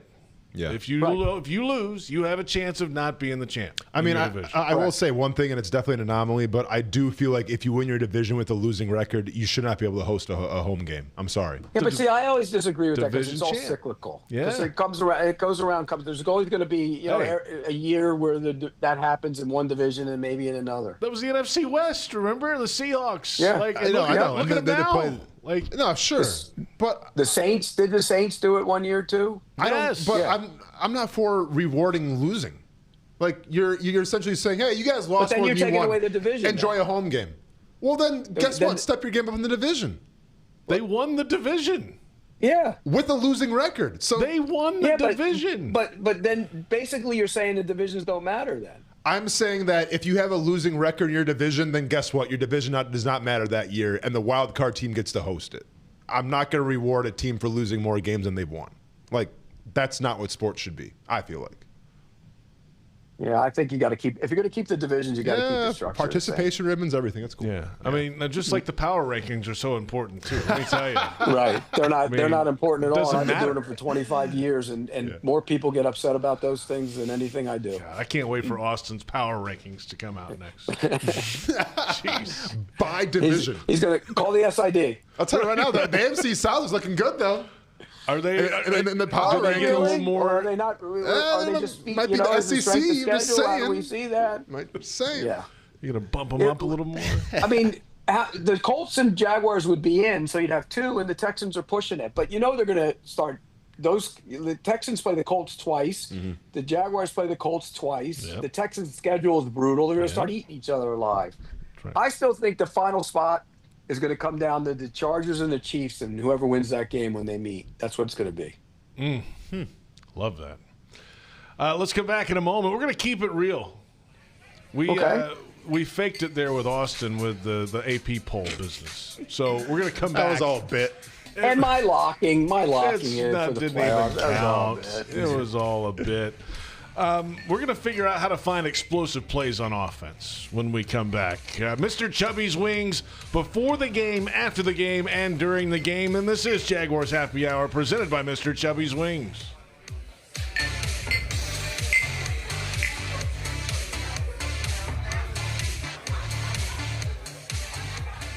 Craving the ultimate game day experience? Look no further. Cheer on your Jaguars as they travel to Tennessee to take on the Titans this Sunday at the official away game watch party at Mr. Chubby's Fleming Island. Indulge in the biggest and best wings in town with appearances by Jackson DeVille and The Roar. You'll even get the chance to win autographed items and game tickets, all while soaking up the lively atmosphere with fellow Jags fans. Mr. Chubby's Wings, proud partner of the Jacksonville Jaguars. Mr. Chubby's Wings, before the game, after the game, and during the game.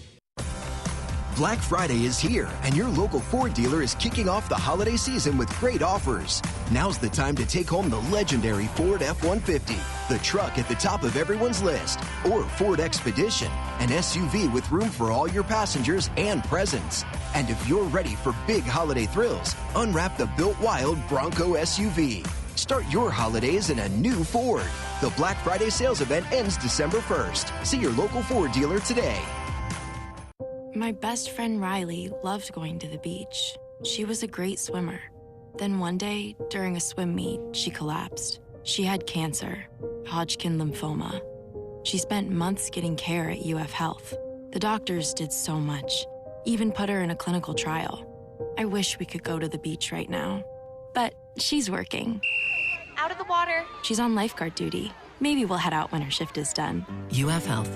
Human progress has no finish line. At GEHA, we stand behind our members because we were founded by members. So with zero shareholders to mind, we keep our members in mind by offering a health plan for every stage of life. Plus, hearing and fitness discounts. At GEHA, one thing is clear. Your health isn't our business. It's our purpose. That's why we've been trusted by millions of federal employees and retirees across the country since 1937. Visit GEHA.com to find your federal health plan. When it's your money, your business, or your home, you deserve a partner who sees and hears you. A partner who is by your side every step of the way. That's Ameris Bank. It's a commitment we're proud to make, and one we back up by providing financial solutions to empower you. Because at the end of the day, we are dedicated advocates for you. Visit your local branch or learn more at amerisbank.com. Ameris Bank, fiercely yours. Member FDIC, equal housing lender, all loans subject to credit approval. A bold change. A historic development is underway for the Bold City, and the Jacksonville Jaguars and team partners are a part of it. Introducing First and Forward, a development partner program highlighting the significant contributions made toward the transformative efforts to the city of Jacksonville. Thank you, Belter, Brooks Building Solutions, Jackson Electric Supply, Office Images, Sims Crane, Start Tech, and People's Gas. Championing progress on the field and in the community. The First and Forward program. The First Coast Forward Together. To learn more, visit jaguars.com/forward together.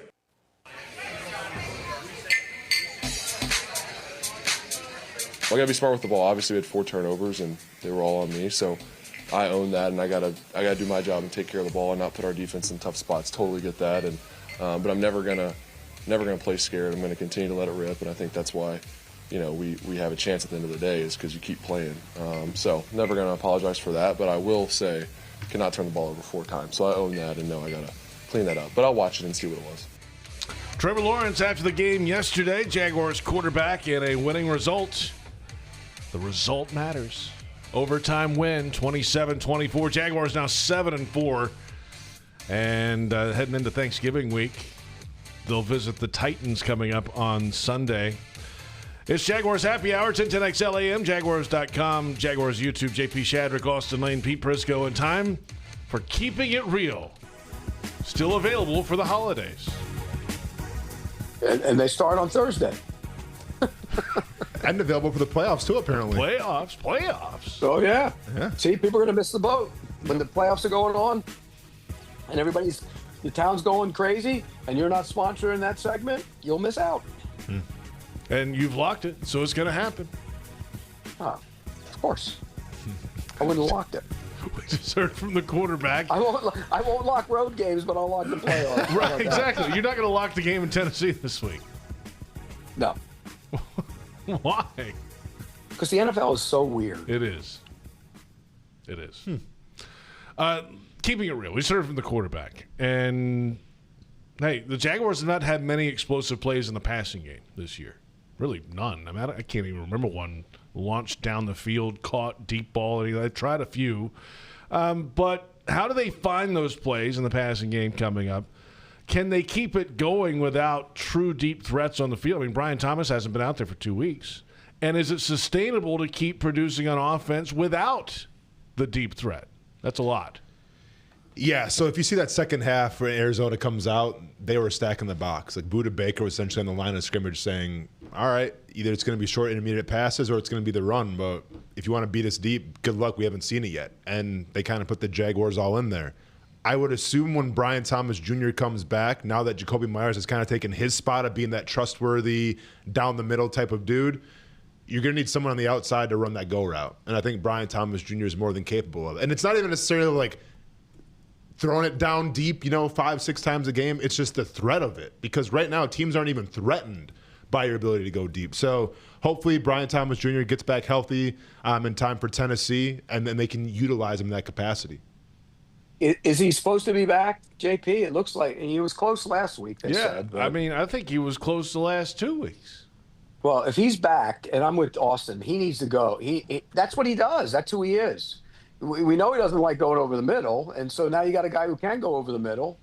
2 of them, actually, because Parker Washington can go over the middle as well. Mm-hmm. Then get him down the field and take some shots and take some ball. There was a play Sunday where, I don't know if you remember this one, Austin, where they blitzed Trevor Lawrence, and he couldn't get to it, but Bretton Strange was wide open with his hand up. He throws it's to the back, right? He throws to the back, and the back gets tackled for it doesn't even happen. Yeah. But Strange was wide open. You see Strange, he's by himself. It would have been a touchdown, and he's got his hand up, and he can't. And I'm going to defend Trevor a little bit on that because the blitz wasn't picked up. He couldn't get to that throw. There's no way he could have made that throw. So he just took what was available because of the blitz. Mm-hmm. And on the sack, fumble, turnover, touchdown. That's got to be blocked better. That's not on Trevor. You can see that that's a protection issue, and I'm not sure I don't think it was Strange. I'm not sure who was to blame on that, but that was a protection issue. So and once again, I don't know the play call, so it's hard to put the blame on somebody. It looks like Strange was expecting the ball to go out a lot quicker. Yeah. Because if this was a long developing play, I feel like Strange would have stayed in and chipped him a little more. But to me, it was just like he pushes him, he gets the release, and I thought, Strange thought that it was going to be a quick, a 3-step and just fire. Trevor made it seem like it was going to be a longer play when he rolled out like he did. It's almost like Strange thought the ball was coming to him. Like he was looking back. So they're just. Once again, I'm not sure if this is on Strange, if this is on Trevor. No, I don't think it's on Strange. I think they might have needed to slide that protection the other way. Okay. And, I mean, it's toward that. And if you look at it, I think. But here's the other part of that. If he throws the ball he's trying to throw, that might have been picked. Did you see it? Yeah. Did you watch the 22 of it? He isn't open. Mm-hmm. And he's trying to throw that deep out. Mm-hmm. He's not open. Mm-hmm. Whereas and when you watch that, did you watch the 22, Austin? Did you see that? Yeah, I saw the 22, yes. Yeah. On that play, it was 3rd and 5, if I'm not mistaken, or 3rd and 6. Yeah. I think it was. He's got Myers for about 7 yards on the little curl inside. I think you can almost see it on the play when we watch it again. And he doesn't even look at him, right? There. Yeah. There he is. But see, and that's a first down. And this is why I thought it was going to be like a quick play, right? Because Strange is blocking there. You had Myers in like that the curl route, or what you want to call it. Like, it's a bang play, and it seems like Trevor tried to extend it a little more. I don't know. But once again, I mean, he didn't have much. The guys in the backfield in 2 seconds. So. By the way, that was. We're talking about receivers and possibilities down the field. Where's De'Ami Brown? 4 plays yesterday on offense. That experiment is over. Yeah, I think it's going to show. He's not going to be here. Yeah, I think it goes to show you that if you're not willing in the run game to block and be physical, doesn't matter how much you're getting paid. If you can't do your job, they don't, they don't care how much money they're giving you. Like, they'll bring up somebody that's more hungry, and I feel like now that's what's happening. Yeah, and they admit their mistakes. I give them a lot of credit for that because they cut one already. They traded Tyson Campbell. They sat down Newsom. I mean, they admit their mistakes. I think most teams don't do that. You hold on to your mistakes, and you play your mistakes too long a lot of the time. So I'm with you, Austin. I think they admitted their mistakes. And De'Ami Brown right now is he signed a 1-year contract. He's a mistake. He's not going to be back next year. Mm-hmm. You talk about a guy you saw the long run that ETN had. You saw who made the key block on that play. Myers did. Yep. Myers and Munt were the key blocks on that play. And you're right. You want your receivers to block in this offense. So, yeah, De'Ami Brown's that's done. I mean, he's not going to be here next year. You can take that guarantee to the bank. Beautiful run, by the way. This is still keeping it real, correct? Or are we not keeping it real? No, we're keeping it real. Okay, so then, it's real. Yeah, so if we're going to keep this real quick, I've said it before on the show, and I'll say it again. Are you going to pay up for Travis Etienne? Because I think yesterday once again solidified that this is the best thing you have going on your offense right now. And I understand that it's going to be Tootin and Allen, the young guys going forward. But I thought Allen yesterday, it wasn't a lot of reps, but there was that one play where he tried to step up in the blitzing lane, didn't do a great job and got beat. And also Tootin, I thought yesterday didn't have his best game either. Meanwhile, Etienne I think is still pretty dependable. ETN 116 scrimmage yards and a touchdown yesterday, averaging 95 scrimmage yards a game and 4 touchdowns since week 9. So he's hot right now. Had the drop yesterday, but I think if he doesn't have the drop, probably even gets more run yesterday. Sure. Yeah. You tag him. That's what you do. Put the franchise tag on. What did we say it was? 14? Yeah, it's not too bad. It's 1 year. I mean, you can't. I don't know. I think you give out those long-term deals to running backs, you're risking it. But you're paying. He'd take the 4. He'd take the 14. I mean, I'm keeping him regardless, JP, whether that's the franchise tag or the contract makes sense, but I'm not letting that guy go. I think he's the most consistent thing you have on your offense right now. I think he's helping you win football games, and I just feel like whether it's on offense or defense, you never let go of your best players. And I think right now on offense, he is your best player. But you got to remember, they don't have a first-round pick. They got a ton of needs other than running back. They still have a lot of problems on that team that are kind of getting masked a little bit. I hear you. I'll tell you this, though. With Jacoby Myers being on that team, if Hunter was healthy and Thomas was playing well, they probably wouldn't have made that trade. But I think that's a trade that's going to ultimately benefit them for the long term. I really do. I think he's a pro's pro. And you watch him play, he plays hard. You watch him run routes, he runs good routes. He knows how to sit down in zones, which a lot of those guys don't know how to do, by the way. And now you got to keep him. So now if you have Brian Thomas, if he decides he's going to play this year and become something, you have Travis Hunter when he comes back, who gives you a little juice in terms of speed. You have Parker Washington, who's pure 100% football player. All of a sudden, that receiving group, pretty good.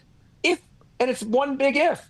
If Brian Thomas can show that last year was not a fluke and the beginning of this year was. He comes back and he's the guy he was a year ago. Who's the odd man out of that group then, though? Assuming that you do bring back Myers. You got Myers, Parker Washington, you got Travis Hunter, you got Brian Thomas Jr. Who's the first guy that's going to be on the bench? Well, I think Travis Hunter ended up becoming a spot guy in that scenario and starts at corner. You know what I mean? He's a legitimate corner, and you put him in for 25 plays on offense. I think that's what that would be. Okay. Because I think Myers is a pro. I think he's a great guy to have in your building. I mean, for him to look like what he's looked like in 2 games in a pretty seems like complicated offense. Mm-hmm. Yeah, I mean, this is what this room has been missing though, is that pro presence. I feel like. Yeah. Right? I agree. A bunch of young guys still trying to find their way a little bit. I think Tim Patrick brings some of that too. Undrafted guy as well. He just doesn't have any. He doesn't have the juice that Myers has. The performance and the numbers and everything. Myers is going to have a little bit more of that, I think. But when it comes to run blocking, how guys respond to somebody who does it. You know what I mean? Yeah. Yes. You can be a leader and the guy that's a pro's pro, but if you're not putting up any numbers, they're like, look at the old guy over there. He's just talking smack, and he doesn't just need. Whereas if you put up numbers, and you're talking it and telling them what to do, then there's more respect there. By the way, he should have had 2 touchdowns because he beat the corner on the play that was tipped by Calais Campbell. That was going to be a touchdown. Yes, good play by Calais. But yeah. Yeah. By the way, what What kind of number do you think Myers would get on the market if he gets free? I don't think it's going to be a monster number. How old is he now? I mean, he's what? He's not a kid. He's 29. 29. Yeah, he's not a kid. You get a 3-year deal for, decent price. He's not going to break the bank. Like right now, his contract's 3 for $33 million. That's probably what he's going to, if he hit the market. But this is his last. He becomes a free agent after this year. Yeah, right? that's right. I can see 13 million per year, as I'm saying, 13 per year. Yeah, 13, I can see 14 that. maybe. Give him a little raise. I keep him. Yeah, I'm keeping him. I'm not letting him go. And they didn't trade to not keep him. By the way, Oh, yeah, I think the idea is to keep him. Right. Yeah. All right, let's keep it real. That's about as real as we can get tonight. We'll see what happens. Like keeping it real. I feel like Travis Etienne's got to hire me for his agent. I've been hyping him up on this show more than anybody. Who? To Travis Etienne. Yeah. I'm trying to get him paid. Right. Yeah. You should be his agent. That's what I'm saying. You're looking for a percentage. And then they look across the table at you and say, yeah, but he's a running back. I know. Yeah. Back in a moment. Fan questions. Pete loves running backs. PRI Productions, the Southeast full-service event company, has everything you need to bring your next idea to life. Visit PRIProductions.com and learn more. It's Jaguars Happy Hour, presented by Mr. Chubby's Wings.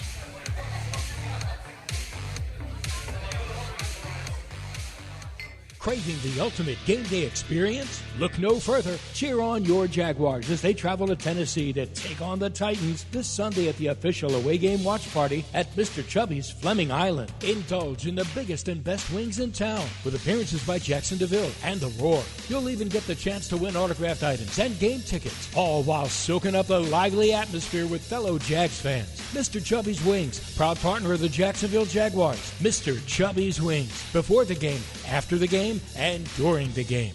Jacksonville's own Dreamfinders Homes, the official home builder of the Jaguars, just scored big, winning 2025 National Builder of the Year. And right now, Dreamfinders is running its best game plan yet, offering winning interest rate incentives and move-in ready homes available today. With 20-plus communities right here in Jacksonville and over 40 across Florida, from Jacksonville to Orlando to Tampa, Dreamfinders Homes is everywhere you want to be. Visit DreamFindersHomes.com and move into your dream home today. What's Here is a place that generations have trusted to help their kids grow up healthy and strong. What's Here are caregivers with knowledge and expertise rivaling any children's hospital in the world. What's Here is the only Level 1 pediatric trauma center in our region. What's Here is Wolfson Children's Hospital, with the technology, research, and dedication to save and change countless young lives. Wolfson Children's, always here. Visit wolfsonchildrens.com. 'Tis the season, Jags fans. This holiday season, make spirits bright and give the gift of Jaguars gear. From cozy hoodies to stylish headwear, the Jags Pro Shop has everything your favorite fan needs to rep their team in style. Whether it's stocking stuffers or statement pieces, find it all at the Jags Pro Shop. Visit us on game days at Everbank Stadium or shop online anytime at shop.jaguars.com. Your one-stop shop for making holiday wishes come true. Jaguars fans, are you ready to beat the heat? All season long, head to Mr. Chubby's Wings in Ponte Vedra Beach, Fleming Island, and the West Side to cheer on your Jags. And here's the game-changing play. Order the Beat the Heat Special, which includes 12 of the best wings in town, and score a free milkshake or ice-cold milk in the Jaguars Souvenir Cup, thanks to our friends at Florida Dairy Farmers. Fuel up, cool down, and celebrate your Jaguars with Mr. Chubby's Wings and Florida Dairy Farmers, the ultimate game day team. Johnstone Supply Wholesale provides HVAC contractors with Amana air conditioners, heat pumps, and furnaces homeowners trust. Built to be reliable, quiet, and energy efficient to provide indoor heating and cooling comfort year-round. Don't settle for less. Trust the experts. To find the right system for your home, locate an Amana Advantage specialist near you at johnstoneamana.com. That's johnstoneamana.com.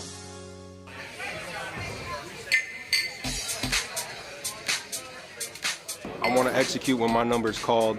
I want to make the plays that come to me. I'm not reaching for anything. There was no, I need to do anything because I'm in Arizona or anything like that. I just tried to keep my composure. Heath did a great job of trying to help keep me calm before the game and everything. He's like, I've been there. amped out. It's not the way to go, bro. Let me just keep you calm and collected, and I appreciate him for that. Dennis Gardeck, Jaguars linebacker, playing his former team yesterday for the first time. Finished with 5 tackles, a sack and a half, tackle for loss, 4 quarterback hits, and a special teams tackle also. Welcome back. It is Jaguars Happy Hour. He was talking about Heath Farwell there, the special teams coordinator, and what a day for Gardeck. Yeah, I mean, what a day, and that's one of the guys that Gladstone brings in terms of intangibly rich. Well, you saw it yesterday. Now, I'm not going to lie. When Brissett went to the sidelines and got hit, and then, the players started rallying around a little bit, my only thought was, where's Gardeck? Can somebody get eyes on Gardeck, please? Because, if it was going to pop off, it was going to be courtesy of Gardeck, man. In the middle of it. Oh, yeah. You saw him over there on the sideline. He was smack dab in the middle of it. Yeah. Mm-hmm. We always talk about football players. He's one. Mm-hmm. He's a football player. Mm-hmm. A good, tough, physical football player. Nothing flashy or gaudy about him. Just a good, hard-nosed football player. That every team needs guys like that on their roster. And, he's overcome 2 different knee injuries in his career. And, one of those coming into this season. So, yeah. He was a little slow in training camp, but found his way. He's now getting into up to speed. Oh, yeah. I think, yeah. You can tell that. He's definitely he reminds me of a throwback. Guys that I shared locker rooms with, right? Because nowadays it's more of you got the Instagram and the Twitch and everything. I don't see, him going on Twitch and streaming live. Hey, I'm at home chilling. He definitely wasn't going to take the bait for going back to Arizona questions last week. I asked him in the locker room, hey, what are your feelings about going back? He's his answer was this: my wife asks me about my feelings all the time. Yeah. That's all he said. I was like, well, we'll redirect here. That's his personality. And where's he from? He's from Wyoming, right, or Montana? He's from one of those mountainous somewhere up states. there. Yeah. See, they don't have time for feelings there. No. It's too cold. He said, I don't have any more feelings for that place because this place paid me. There's my feelings. There pretty you go. much it. Yeah. The dollars say it all. It's time now for fan questions in the second hour, presented by Mr. Chubby's Wings. We put the cat signal out on X earlier today. Here's the best we've come up with. At Bortles Nation, do you think the Jaguars will re-sign Jacoby Myers? Well, I think we just kind of went through this a little bit, but it feels like so far so good in 2 weeks, unless there's something just dramatic that happens, right? Yeah, unless he gives you a reason not to sign him, if there's an altercation or something, which I can't see. The guy's a pro's pro, man, and I think you got to keep guys like that. You want to talk about intangibly rich, as James Gladstone always says. That dude's got it in spades. He will be back. He will be back. No question. You don't trade those picks to bring him in and not bring him back. He's coming back. That sounded a little Arnold Schwarzenegger-ish there. It really did. Mm-hmm. He will be back. Oh, yeah. He'll be back. Next question. At JagsFan5858, why do they play a lot of soft coverage on defense? Because they don't run in the back end. You don't have guys who can match up and play man-to-man coverage. You just don't. Montaric Brown, good football player, doesn't run very well. I don't know what Jones's time is. And on the other side, Braswell's not a burner either. And then you compound that with Wingard doesn't run very well. And Antonio Johnson's 50-50 if he's going to play the right spot in the defense. You gotta play zone. Yeah, I think it's more of just, it's a bend, don't break mentality, which is fine. But when you have that type of mentality, you talk about keeping everything in front of you, right? So you'll give some not to get burnt over the top. So that's what I think this defense is right now, because they realize what they have on that back end. And, I think there's physical players in that back end, but not necessarily the biggest burners, speed guys. I know. By the way, I think Jones has played well the last couple of weeks. It's almost like his confidence is back. Yeah. By the way, his 40 time 4.38 at the combine. And I know, Jones was. Yeah, Jarian Jones. Now that one though, didn't he had problems with that? It wasn't all his fault, because I think Dewey's got to come down, but to Dortch, whatever that guy, that one touchdown, that was on Jarian Jones. But once again, didn't have help with the safety. They both could have did a little better. Next question at Shaw16T. Why can't the offense get plays off on time? Can't remember the last time we had 3 timeouts going into the fourth quarter. The mechanism of it has not been smooth. And I think that has a lot to do with it's a very, very complicated offense, which is why Trevor has the wristband now. Correct. And I think that has a lot to do with it. And that's another trend around the league, by the way, that they're not alone with. These teams are having a hard time getting their plays in and getting to the line of scrimmage. And I think a lot of it has to do when they do get to the line of scrimmage, the play clock's going down and they try and check out of something and then they realize, oh, I got no time on the play clock, doesn't have it, take a timeout. And that's where we're at in this league right now because the defenses throw so many different looks at you right now. And I still think defenses are dictating to offenses rather than the other way around. Yeah. That's fair. I mean, I don't know what you want me to say. Let me ask you this, though. Would you Okay. have problems with your play clock if you just went no huddle? I don't think so. I don't think so either. Yeah, I mean, like, it's gotten better, but I did sit in that game in the second half yesterday thinking, like, okay, if this gets close to the wire, those timeouts, will that come back to bite you? Because right now, Correct. I mean, we haven't talked about it too much, but if it does come, it happens in that one game, then it'll obviously be blown up and everything. So I would err on the side of let's get it cleaned up now. So when you don't have to rely on those timeouts, it doesn't come back to bite you. We'll get one more in off script here. At FitJagChick asking, who's your MVP and your most improved player from the team so far? Good question. That's a good question. Good question. Well, the most improved player is Devin Lloyd. Oh, yeah. I mean, that's a given. That's easy. I mean, he was awful last year, and now he's pretty good. So I think he's the most improved. Well, the MVP's tough. My MVP is going to be Travis Etienne. It's been good. Yeah, don't pay him though. He probably has to. He probably has to be the MVP. I mean, who else? It can't be anybody Parker else. Washington, on offense. 2 punt return touchdowns. Maybe he plays on offense. Yeah. He stepped Well, up. it can't be the usual suspect. It can't be the quarterback. It's not Brian Thomas. It's not Travis Hunter. Before the season, you would have picked all three of those, 1, 2, and 3 in some order. Yeah. And they're not. Right. I mean, is there anybody on defense? No, there isn't. You can say Devin Lloyd Devin again. Lloyd, you know, Yeah. but no, it's probably ETN. Wow, there you go. Well, it goes back to my theory on what do they do really well, though. Yeah, right. There's nothing you can't really pinpoint one. You know, like thing. every other team in the league, you could go, okay, who's the MVP of this team, or who's the MVP of that team? You could find somebody. You know, the MVP. The Browns stink, but who's the MVP of the Browns? Myles Garrett. Myles Garrett. You know, you could find MVPs on every team. It's hard to find one on that team. What do you got for the Titans? Simmons? But he hasn't, he's been in and out. When he's on the field, he's their MVP. He just hasn't played enough. See, I don't think they have an MVP either. And, I mean, certainly not an They offense. also have one win. Yeah. Yeah. But see, this is why, like, and once again, let's just go and call it right now then. I'll be locking it in. Oh, yeah. You're locking this game. Oh, yeah. Yeah. I'll be locking this game in. Lock. Hit the music. Absolutely. Wow. Yeah, simply because here's how I look at it. You go to Arizona, you have 4 turnovers, and you find a way to win the game. I don't see you having 4 turnovers against Tennessee.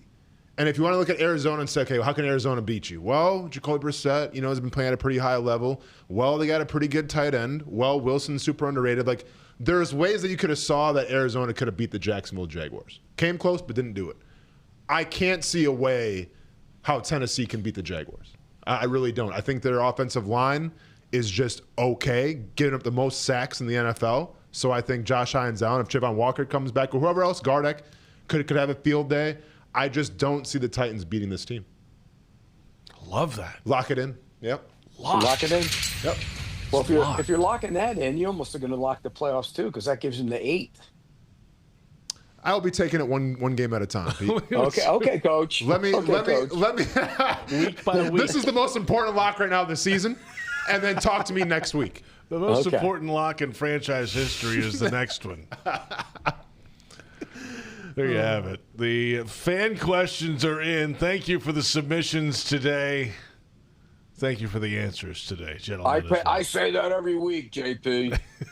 Did he say it again last week, by the way? He did. He certainly did. And he kind of called you out a little bit, Pete, on the show. Yeah, I talked to him. Oh, you did? He got mad at me he goes, I heard you were killing me on the show.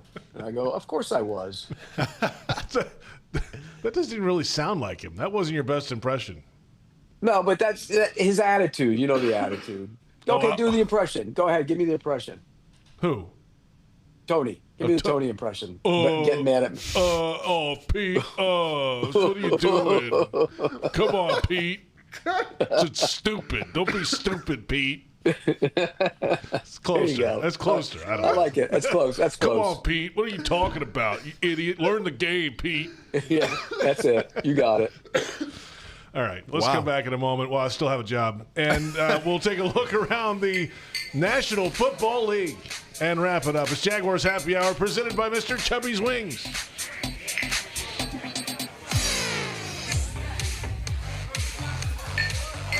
Craving the ultimate game day experience? Look no further. Cheer on your Jaguars as they travel to Tennessee to take on the Titans this Sunday at the official away game watch party at Mr. Chubby's Fleming Island. Indulge in the biggest and best wings in town with appearances by Jackson DeVille and The Roar. You'll even get the chance to win autographed items and game tickets, all while soaking up the lively atmosphere with fellow Jags fans. Mr. Chubby's Wings, proud partner of the Jacksonville Jaguars. Mr. Chubby's Wings, before the game, after the game, and during the game. At GEHA, we stand behind our members because we were founded by members. We're not focused on Wall Street. We're focused on Main Street. So we've built dental plans with 100% coverage for in-network preventive care with access to a nationwide network of nearly 600,000 provider locations. GEHA is proud to offer dental plans exclusively for federal employees, federal retirees, and military retirees. Visit GEHA.com to learn more. The stadium bathroom line. It's like TSA and the DMV merged in the waters of rush hour traffic, and you're in it. No closer to the bathroom than you were 5 minutes ago. Just closer to, well, going to the bathroom. You know what actually takes a minute? Pre-ordering an Uber so no one drives impaired after the game. Take a minute, make a plan. Never drive impaired. Go to takeaminutenow.com. From Diageo, Mad, Uber, and the NFL. Please drink responsibly. Ride Now Beach Boulevard is a proud partner of the Jacksonville Jaguars. Jaguars football fires up your Sundays, and a Yamaha boat brings on-the-water thrills to get you through the other 6 days of the week. Check out the extensive Yamaha boat selection at Ride Now Beach Boulevard in Jacksonville or online at ridenowbeachboulevard.com. Their prices will not be beat. You and the Jaguars can both win this season. Just mention Jaguars at the time of your purchase. Go Jags! Jacksonville builders score big with DL Cabinetry. As the official cabinet supplier of the Jacksonville Jaguars, they offer top-quality kitchen and bathroom cabinetry for any project. Enjoy fast turnaround, complimentary design, and great prices. Visit dlcabinetry.com today to learn more and to become a dealer. Limited spots available. DL Cabinetry, the winning choice for builders. Daly's Dash is not only your Jaguars game day stop, but a great place to grab a meal any day of the week. To honor the Jags and the fans, we've crafted the Duval Sub. The Duval comes with freshly sliced turkey, ham, melted cheddar, and habanero jack cheese, topped with crisp lettuce, fresh tomatoes, and a double portion of our secret sauce, all served on a fresh roll. Come by your local's Daly's Dash today to get your delicious Duval Sub. Daly's is the official convenience store sponsor of the Jacksonville Jaguars. Play fake. Trevor steps up, fires to the back of the end zone, diving attempt. The ball caught for the touchdown in the back of the end zone. Parker Washington, a 9-yard touchdown, and Jacksonville has retaken the lead. That's Frank Frangie with the call of the game presented by Coil Fence. Since 1927, they've been around the block and fenced it too. And welcome back. It is Jaguars Happy Hour presented by Mr. Chubby's Wings from the Hyundai Studios, the Miller Electric Center. JP Shadrick with Austin Lane. Pete Prisco with us down in South Florida. The Jaguars a winner over the Cardinals in overtime yesterday in Week 12, 27-24 to improve to 7-4. And for 12 years, Dreamfinders has been proud to call themselves the official home builder of the Jacksonville Jaguars. Visit dreamfindershomes.com for all the available inventory. And go Jags. You do one of these, man? What's that? Get the end zone thing, the dance he was doing. Oh, which one did he do? He I don't know. did the thing with the hands. It was this thing. Yeah, I don't know. It's more like a mobility, like upper back workout. I don't know if I can do that. I saw one of the best celebrations the other day was, did you see the Packers had a pick in the game against the Vikings? Yeah, and they went to the end zone and did skull. Yeah. It's pretty funny. Yeah, it was great. Yeah, Pretty funny. Time to go around the National Football League. 4 teams on a bye this week: Broncos, Dolphins, Chargers, and Commanders. Thursday, the Texans beat the Bills. That defense is real. Ooh-wee. They got after it, man. Yeah. That pass rush, and they do it with 4. They don't bring anybody. They pressure with 4, and that was dominant. The Bills looked lost on Thursday. Can you imagine if the Jags have finished that game and won? Would we be seeing this from Houston right now? You have Well, a that's hard the time thing. believing it. Everybody was saying, "Look how great the Texans are." In 2 successive weeks, the Jaguars blew a 19-point lead to them, and the Titans went to overtime with them. Right. Yeah. It's true. It's a good point, Pete. See? Look at you. That's why you locked the playoffs. That's what happened. They're going to the playoffs. That's what Going it to is. the playoffs. Ravens over the Jets 23-10. The Bears beat the Steelers 31-28. First place Bears still at it. And not first place Steelers anymore. No. Wild card Steelers now. Yeah, and that's a good win for the Bears because they hadn't beaten a team with a winning record. So that was a good win for them, even though it came against Mason Rudolph. But they did win the game. Also, I was going to say with that Ravens game real quick, I mean, they dominated, but Derrick Henry didn't really have that good of a day. It's wild seeing Derrick Henry and Saquon Barkley really regress after last season because they were like 1 and 2, Well, you know? There's a message in that. Using them too much? Usage from last year? Yeah, and the running backs go off the cliff. Yeah. And here's the other thing about that Ravens game. Lamar Jackson, 7 carries for 11 yards. He's not healthy. Yeah. He's just not. By the way, I said Steelers, wild card Steelers. They're the 8th seed. They're out right now, by the way. Right. 6 and They're 5. done. My Yeah, apologies. and the Ravens are going to win that division. There you go. And nobody's going to want to play the Ravens in the playoffs. Not at all. Patriots over the Bengals 26-10. They keep on winning football games. Lions beat the Giants. We touched on that one and went to overtime, but the Lions got the job done. Packers beat the Vikings 23-6. The Chiefs over the Colts. Here they come, Pete. The Kansas City Chiefs now are 6-5. And again, they're a team nobody wants in. Everybody now, aside from the Jaguars, was anybody else rooting for the? Everybody was rooting for the Colts yesterday because they don't want the Chiefs in. Nobody, man. What do you think, Austin, about this? No, Kansas I mean, City? I was cheering for the Colts as well because I thought maybe the Jaguars get flexed into a primetime game then when it's Indy versus Jacksonville. That doesn't happen now, probably. Yeah, I mean, listen, it makes no rhyme or reason. They can't run the football to save their lives, but somehow Patrick Mahomes and Andy Reid, they find a way, and it is what it is. You got to respect it. Austin, the Jaguars and Colts is never being flexed unless they were both undefeated. Nickelodeon, maybe? Two small market teams, no way. I'm trying to watch some Slime Time or something. Okay. That could happen. Why Who not, knows? man? Come on, The sun's Pete. in Quit it. talking. Come on, Pete. Be positive. Do it for the kids, Pete. I'm just Nickelodeon, being flex it. realistic. I know the history of this league, and I know how they've treated Jacksonville for years. They just don't treat them with the respect, and so unless you're dominant and really good, they're not gonna give you the primetime games. Or have somebody dating Taylor Swift. That helps. Correct. Seahawks 30, Titans 24. The Browns over the Raiders. Shedeur Sanders, Pete. Look, he was good at times and bad at times, but he should be starting. Find out what you have in him. And he made some off schedule throws. Made a long one down the field. Had another one to Judy, but he threw a terrible interception too. It was good. It was bad. What you would expect from a rookie quarterback. I think he is starting next week too. I think they made him the starter. Yeah. He's the guy. He should start. He should be starting. See what he's got. You know what you have in Dylan Gabriel, and he's not the answer. So why not play him and see what you got? The Eagles blew a 21-0 lead to the Dallas Cowboys, 24-21. How about you have a 21-point lead? It's 21-0, and Barkley carried the ball 10 times in the game. 10. Something wrong with that. Oof. Man, are the Cowboys going to get it together? They won 2 straight since their bye, I wonder. Their schedule is brutal, though. Yeah. I mean, starting Thursday with the big marquee game against the Chiefs. I mean, their schedule is brutal. Are we going to hear somebody doing that game? Yeah, I'll be there. I'll be there Thanksgiving in Dallas. That's right. There you go. I'll give you a little pub there, JP. Thanks, buddy. Tell everybody. Go You're get going them, man. Westwood One calling the game on Thanksgiving. Yeah, I'll be there. 4:30 Eastern on many of these Westwood One stations. And by the way, the ratings on CBS, my network, they're going to go nuts. Huge. There you go. Huge. I was going to say, too, by the way, ahead. shout out with the Eagles. They lost the game, but A.J. Brown had 2 touchdowns, so he's back being happy again. So expect that A.J. Brown bump when you need it the most coming up. 21-0 lead, and you give Barkley 10 carries. That's just bad offensive football. 2 touchdowns, though, for A.J. Brown, Pete. He's I know. He's getting receptions. He's happy. Falcons beat the Saints 24-10.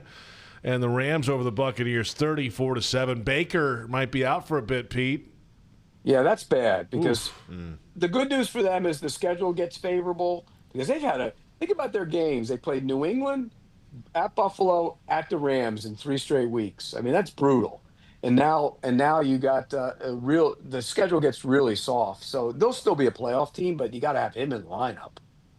It's wild how we were talking about him as an MVP favorite, and that's kind of falling off the cliff I think now. he got hurt a long time ago and kind of played through it. He probably shouldn't have played through it. Well, that NFC South could be an interesting stretch run as well now after that, certainly. Monday Night Football, we head to the Bay Area. It's a huge NFC showdown. Bryce Young and the Carolina Panthers at 6-5 have a chance to make a run for the NFC South. The San Francisco 49ers are 3rd place in the NFC West, but currently the 7th seed in the NFC playoff race at 7-4. Who you got tonight in Santa Clara? I got the Niners. Look, I think this Panthers team is so up and down. They were up last week. I think they're down this week. I'll take the Niners. That ball that came popping across the screen, I thought that was like a bat or something. So if you will go back and watch the film, I was freaking. Yeah, right there. I thought that was coming right for me. It's the first time I've seen that. What are you talking about? Because I'm always looking down. It's the first time I've actually looked up at the screen. Yeah, man. Because it's a 3D every movie. week. Austin, every week that thing comes up. I haven't seen it until now. I looked up for once. He's wearing 3D glasses. I looked up for once. That's what I get for it. From now on, looking back at the script. But no, go ahead and give me the NFC West. I have them 2nd in my power rankings in terms of the BCS and everything. How many first place votes are they getting? Right behind the AFC South. So go ahead and give me the 49ers for sure. That's great. There you have it. The picture. I'm just stunned that you're scared of the screen. Well, because I've never looked up before, and I see. Well, you're not a receiver either. I mean, you're a defensive lineman. Yeah, man, come on, hands down, hand in the dirt. Right. That's what it is. Dude, that was. Hey, by the way, hey, we're coming in hot. Thanksgiving is here. Let's touch on the Thanksgiving games because we won't have a show before then, of course. Packers at Lions. What do you guys think on Great that? game. Great game. That's what I mean. Look, Packers played great on defense against the Vikings. You're gonna have to play great on defense in that one too. I think the Packers will win the game. Wow. I think I'm taking the Lions. I think the Packers are still trying to find themselves right now. They are great on defense. I think the Lions know what they are a little more on offense. They lose Sam Laporta. That's going to be huge for the season. But go ahead and give me Gibbs. Go ahead and give me that explosive offense versus the Packers. Give me the Micah Parsons spotlight. Love that. Yeah. Love to see that. He's a great player. Chiefs at Cowboys, as you said, Pete, I'll be there. That's I'm excited, man, because yeah, that's awesome. I've never. By the way, have you ever been to Dallas on Thanksgiving? No. It's fantastic. I've never. They got one of the best. They got one of the best spreads in the history of mankind on Thanksgiving. By the way, that's what I heard. The game will be fine too. Yeah, but tell us about the meal. That's what we're gonna do. Yeah, Jerry sparing no expense for you, huh? JP, next Monday night you'll be talking about that meal. I guarantee you. Probably will. And each of these teams can kind of keep their run going here. The Chiefs and the Cowboys, if they get a win in this one, So we'll see. See what happens. I mean, look, I think the Chiefs win. I think the Chiefs are the better team. Yeah, the Chiefs as well. Bengals at Ravens. Oh boy, Joe Burrow. The night game. Burrow's coming back. Burrow's back. Does that matter? No, it doesn't matter. But the Ravens need to start showing more on offense. I mean, Lamar Jackson's not healthy, and they just have not looked good on offense at all. I know. I think Kyle Hamilton came off that game too as well. I'm not sure if he's going to be out for a period of time or not because they need him, man. Like he's that guy's a Swiss Army knife, and he's really like their entire defense. So even though if he's going to be in or out, doesn't matter. I feel like the Ravens win that game. The scary thing is you're playing a Joe Burrow offense that doesn't have any pressure on it. You know he's going to just whip it around all over the place. Stand back there and fling it all over the field. Final thought here: number one Thanksgiving food. Pick one. Oh man, one in 1 minute's time. Hurry up. None of it's that good, to be honest with you. Oh, It's come an on, Pete. overrated I forgot holiday. about this take by you. That's a terrible take. I'm not a big turkey guy, and Thanksgiving. I'd take mashed potatoes as mine. Okay. Cornbread dressing. With gravy, by the way. Cornbread dressing, if you put oysters in it, that's a bonus. Okay. Yeah. Stuffing, man. Just give me stuffing. It's, you know. And my mom used to make stuffing with Italian sausage, and it was fantastic. Oh, come on now. Yeah, a little meat to that, a little zest. Yeah, man. Stuffing all day. Yeah. Happy Thanksgiving, gentlemen. Appreciate it. Yes. You're going to have fun, with JP. clams and oysters or whatever. Is it really that happy for Thanksgiving? It's awesome. Okay, Yeah. I'll take your word Trust for it, me. man. Unless you're allergic to shellfish, then you probably don't want that. Okay. Then you had a bad Thanksgiving. Bad day. Pete Prisco, Austin Lane. I'm JP Shattuck. Thanks to Joe Fortunato, Brent Reaver, and our entire crew. Thanks to you for listening and watching. It is Jaguars Happy Hour.